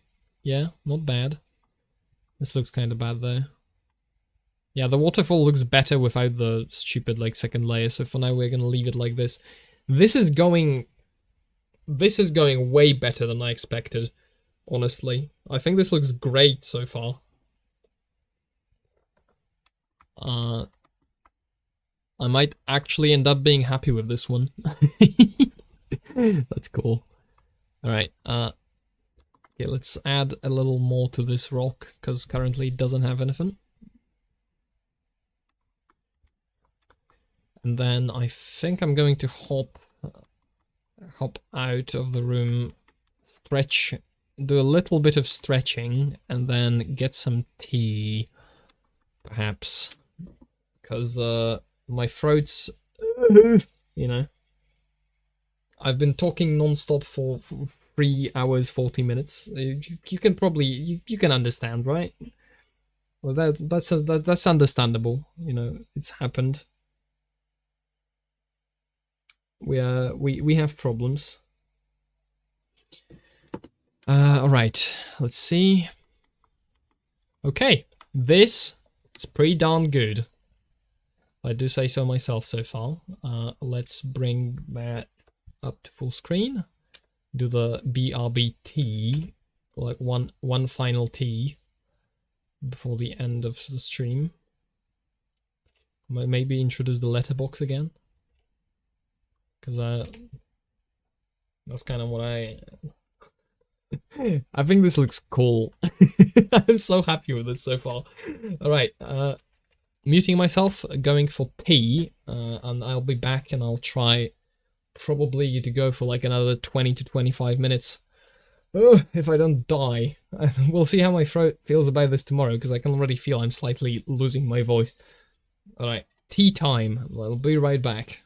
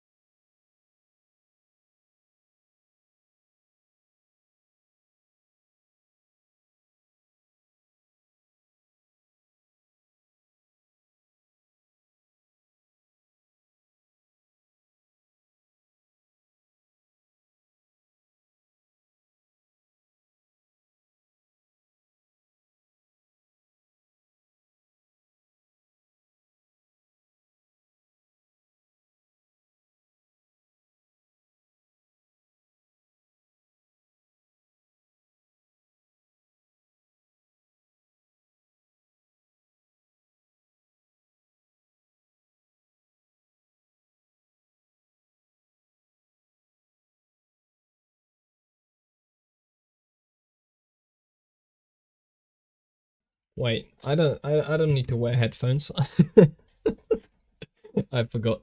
Alright, I'm back. I have returned. Oh, my voice is completely falling apart. This is great. How do people do these like 8-hour streams?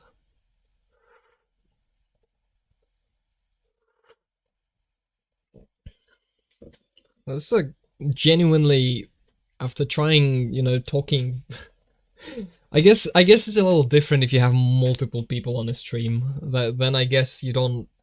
At least you don't. You don't talk like by yourself the whole time, so it might be a little easier on your voice. Or maybe if you get used to it, because I don't talk a lot generally. Okay, sorry. I gotta refuel myself with this tea so I can talk again. All right. We'll manage. We'll manage. It's fine.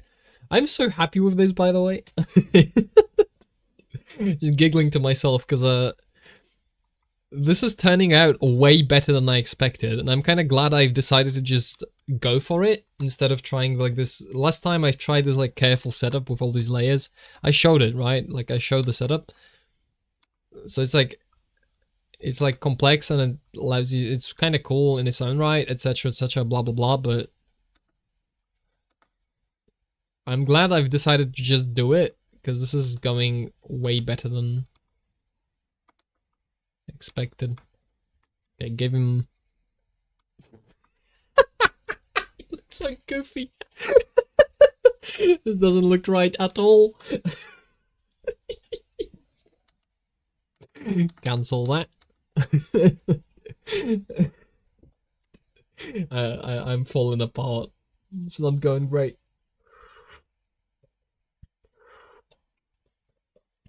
This tea's great though. The tea's good. the tea's probably in a better state than I am. Okay, what do we do still before I... Oh, the water, right. So we have the waterfall. So like the background's less important, but the most important like part for the feel of this entire thing is gotta be the water. We gotta figure out how to do that. As you might infer from the tone of what I've just said, I do not know how I'm gonna do that, but we'll figure something out, I'm sure. It's been going great so far, so why wouldn't the water go great? This is an open question. You may answer in any way you wish, because there's a multitude of reasons why the water wouldn't go as well. Okay, cut that a little bit. And then what is this layer? I should start naming these. Once again, okay, this is Ori, this is foreground. Good work. Yes, add another D, that works. Yep.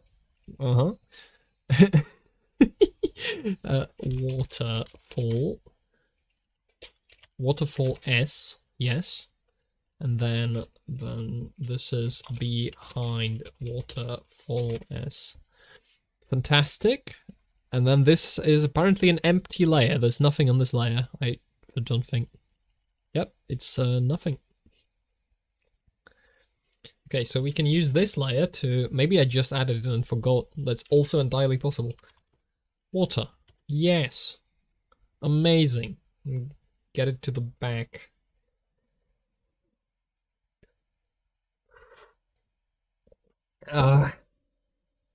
We soldier on. We soldier on. It's fine. Got good tea. Good tea and hype, I think.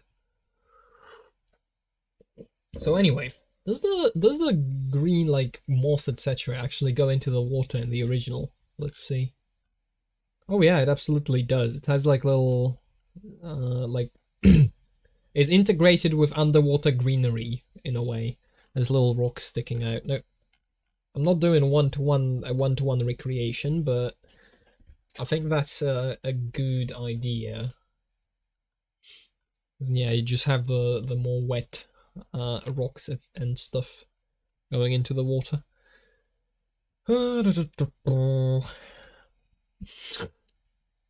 What?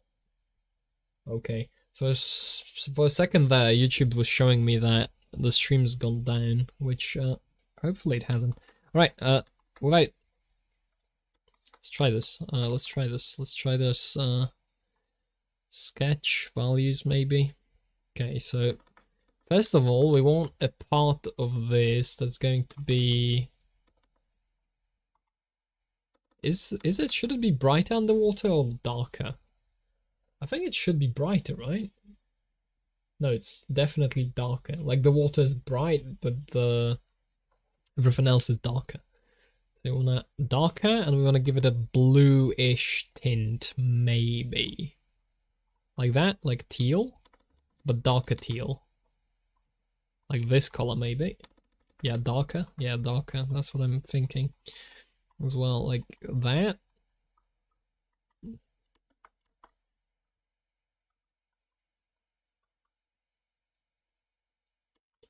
Okay, so that's kind of that's the part of it that is basically, this is under the water. That's the idea for this. This is under the water. So like this is the part of the moss that is submerged.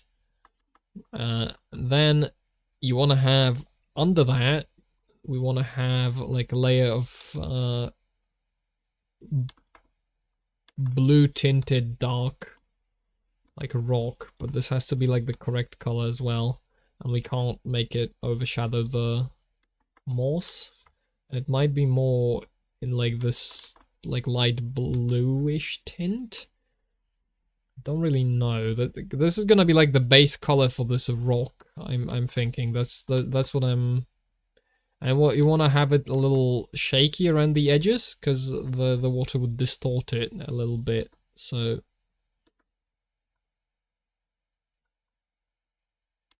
right, something like that, maybe. We can shade it, of course.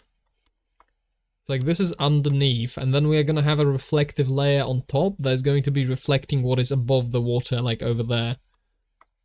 That's the basic idea I have for this. Holy moly, my voice is going out. I wonder if I'm gonna wake up tomorrow with like a ridiculously sore throat. Because that would that would probably prevent me from streaming tomorrow. I'll be honest.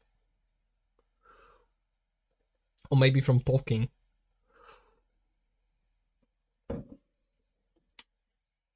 I could stream with less talking, presumably. Right, let's make this darker as it goes down. That's too dark. Actually, no, maybe we want the darkest to be that dark.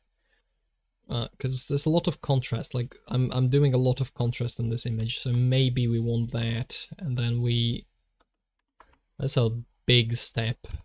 We need we need at least one step between these two. A darker step. Kind of like this in the middle. A little darker than that. It's too dark. Something like this, right? And then we use that to transition between the two dark colors. We want to have that, and then we use that to go down, maybe? Okay, so that's like that's like what's underneath the water, right? This little bit of cliff underneath the water. And then we can add like little, we could add like even darker teal, like moss and stuff completely submerged. Maybe.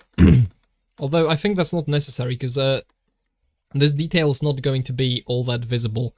Because the next step would be to take this, and now we're going to be doing the layer on top of that, which is going to reflect a little bit of everything, really. Because it's going to reflect... It's like, that's very bright. But the water kind of... I want the water to kind of be this bright. It's like, this is I want the water to be bright, but this is probably too bright, slightly. But now what we can do is we could make that transparent, because that's one way to do it. Like the more we add to it, the more transparent it becomes. But the thing about water is, I think the darker, like if it were to if it reflects a lighter color, then you see the lighter color being reflected. But if it would reflect a darker color, then more of what's underneath shines through. So I'm thinking, because there's a cliff implied here to the top left, is this even going to be visible? Hardly. Because there's a cliff here to the top left, then like this part would have less of the watercolor and more of the darker shining through. And then as we go to the right, that would be more reflection of like this and trees, etc. That's kind of what I'm thinking about this. Like we'll do this. I don't want to do transparency because it kind of detracts from the style. So I think what I should do is I should mix this with like slightly lighter blue and do highlights that way, like, and then blend between these a little bit, like erase some of it and then blend some of that. And then this is like too bright still, I think, for this particular bit. Maybe you want to actually do it a lot darker. Yeah, maybe darker and saturated, so it's like, yeah, okay, I see. But we want to only introduce this color to where this color is, so let's replace that maybe a little bit.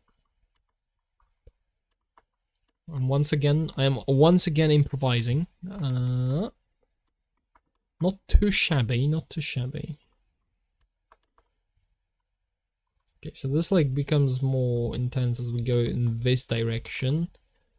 And then over here it should be overtaken by these highlights. These highlights maybe should be brighter. Should be some brighter. But we should also have some element of green. Maybe not that strong, but we should have like an element of because we're gonna be reflecting, because the blue I think is partly from reflecting the sky. And we're gonna be reflecting not just the sky, but we're also going to be reflecting a little bit of the green from above, I think, from the trees.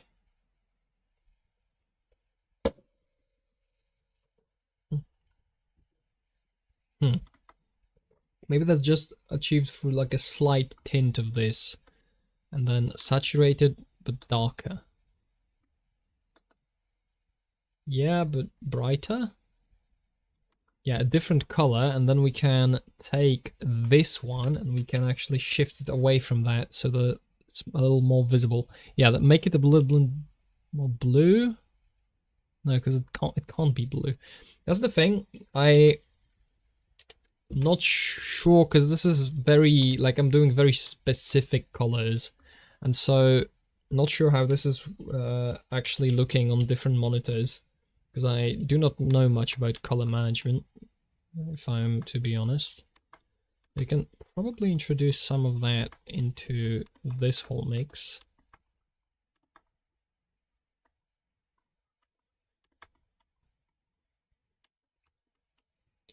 Okay, maybe. Now this needs work still. Because this, huh.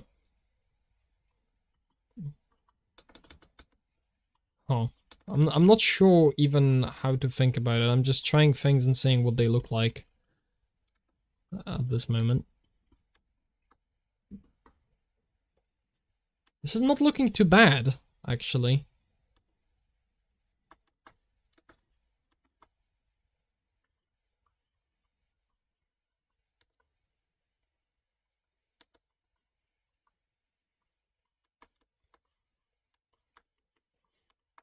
And now you can kind of see this. It's very dark right now. The way I've made it, it's very dark, but it could work.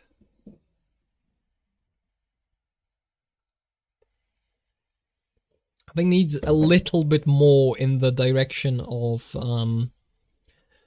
needs a little bit more in the direction of reflecting what's above. So maybe what I'll try to lay on top of it is a little brown, but brown from like this. Is this how you shift brown towards blue? How do you shift brown towards blue? It's a valid question. You desaturated maybe? Oh yeah, you desaturated. Okay, so this is like reflecting the dirt above from the top, but then we also want some of that highlight, and then maybe like, I don't want this to be so dark still. So maybe introduce more of these like highlights, these little things, and then towards this direction start like, because the thing about water highlights is what I'm simulating with these lines is water being like slightly wavy, so it reflects stuff from all kinds of directions. So we should still have some of these highlights in the place where, you know, there isn't anything directly above, because it's reflecting, you know, at an angle, reflecting stuff from this in this direction, like that. Two different devices watching this. There you go. The colors look crisp, but the colors look light. Yeah, that's kind of. I wonder if this breaks in OBS if I do this. Did it break? No, it didn't. I threw it on my other monitor. It looks more washed out on the other monitor than it does on my main monitor, but that might be different monitor settings, different monitor specifications. Do not know. It looks a little different, but it doesn't look bad, so I'm not too bothered about it.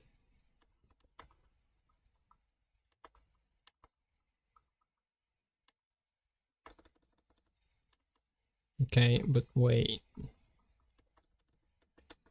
I'm not entirely happy with this. I'll be frank. There you go. I haven't tried this yet.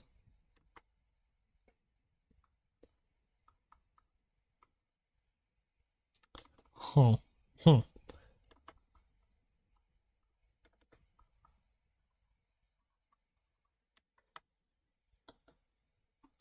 This is too dark. This is too dark still. But this kind of color I'm using is too light. Maybe too saturated. Too blue. This kind of middle ground.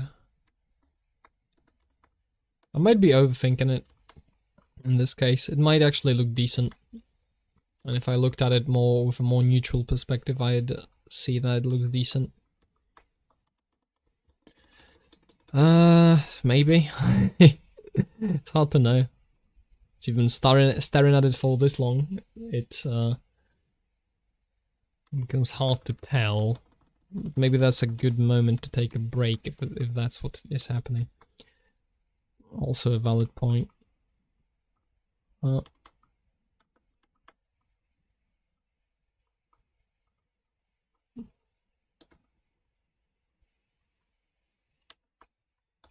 Maybe. I'm not sure about this, man. Not sure about this water.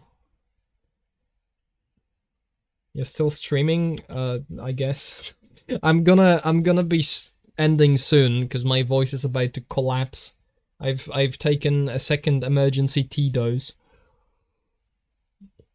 in order to continue, because I've just been really happy with how this has been going. So I figured, you know what? Well, strike while the iron is hot, right? That's the saying in England, in Englandish. Strike while the iron is hot. So while I'm doing good, I want to do a little more. Had time to eat dinner and take a nap. It's only 4 hours. Like, this is going to sound like a brag, but like genuinely, when I work, I often do projects that span, for example, like 7 months of work every day to like finish something. So 4 hours isn't really that much. It's fine. Although it is the longest stream I've ever done, so I guess that slightly over exaggerating it. And I do not know what I'm saying anymore, actually. There's a problem here. There's some problem with this, and I can't quite put my finger on it. What it is. It might be that I'm using... I need more variation in the colors, maybe, but the same value, like different saturation and different color, like actual color. Maybe mix some green with it. Okay, hold on. Yeah. Okay. Then with this, we probably want to mix some browns? Browns, maybe? Slightly brighter. But then also brighten up the brown. Wanna have that? Question mark? Yeah, these different colors are definitely helping. And this is a big mess of blobs. But then again, this is water. So it's kind of supposed to be like that. Huh. I'm not sure. I think this might be because I'm not sure what is above it. Or maybe it's because I have this like layer underneath it and I'm trying to cover it with more stuff while I should be just disregarding that layer entirely.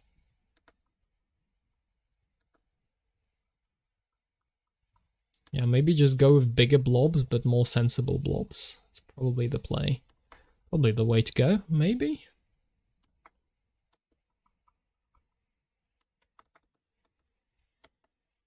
Yeah, this is definitely looking better than... definitely better looking than what I had before.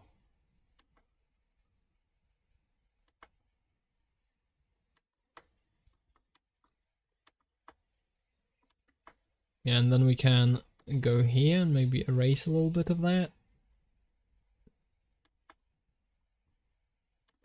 Yeah, maybe. Oh.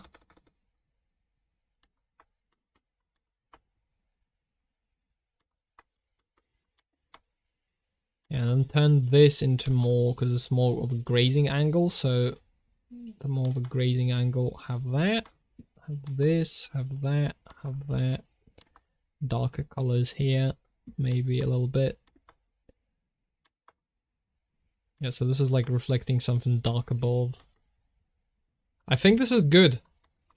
I think I've found mostly what was wrong with it and fixed it.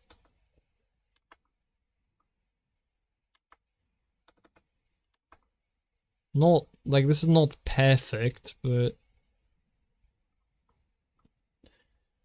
You know what? I'm not necessarily aiming for perfection first try, so we can probably iteratively fix it later.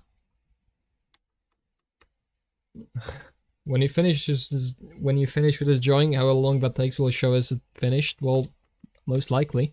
I'll probably, like, if I continued this, I'll probably continue it on stream. If I started it on stream. Although, we'll see how that goes. Because, you know, right now I'm hyped. because the works is going way better than expected. And also, this process is much more enjoyable than like the meticulous planning of everything I've tried to do for like other things. This is a lot more enjoyable when I just kind of wing it and correct mistakes on the fly. This is better, I think. So yeah, so I'll hopefully continue this on another stream. All right. All right, I should just probably stop playing with it, he said as he prepared to make another adjustment. Yeah, this, like, these highlights should be lighter. If this is gonna be like the reflection of the trees, then we need light shining through the trees, and then we probably need this as well. Yeah, because it's comparatively going to be like more yellowish, but it needs to be less saturated.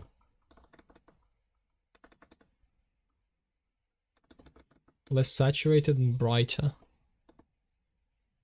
and more towards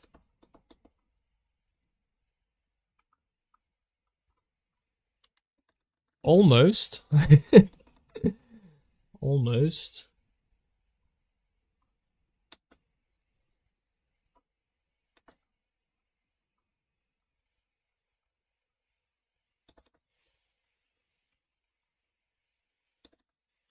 Yeah, something like this, something like this. I'm gonna leave it. I'm gonna leave it, because if I don't leave it, I'm going to wind up just tweaking it over and over again, which is something I'm prone to doing. All right. Holy moly. 4 hours and 13 minutes. Not bad. Not bad by any means. Gone for longer than I expected, although I don't know what I expected when I started, so... We'll see how it goes tomorrow with the voice. I might be having trouble speaking. Something went wrong. That's not something I want to see. Try again?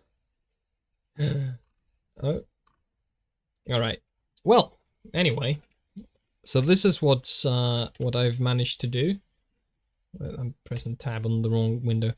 So this is what I've managed to do throughout these like 4 hours and 13 minutes. I think it's pretty good. It's honestly gearing up to be the best thing I've ever drawn. By a long bloody shot. Yeah, hopefully this will continue in another stream when I do not know what time. It's going to start probably like if you went an hour or maybe an hour and a half back from the current time, that's probably around the time I'd be going live. I wouldn't be going for 4 hours because I have to go to bed and then I have to wake up and then I have to work. And I can't be unconscious because thought is required. So yeah, thanks for sticking by.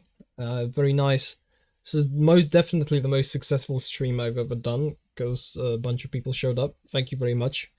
It's very nice to it's nice to see people being happy about these things when you do them on the other monitor. Thank you very much for all the compliments and all that jazz.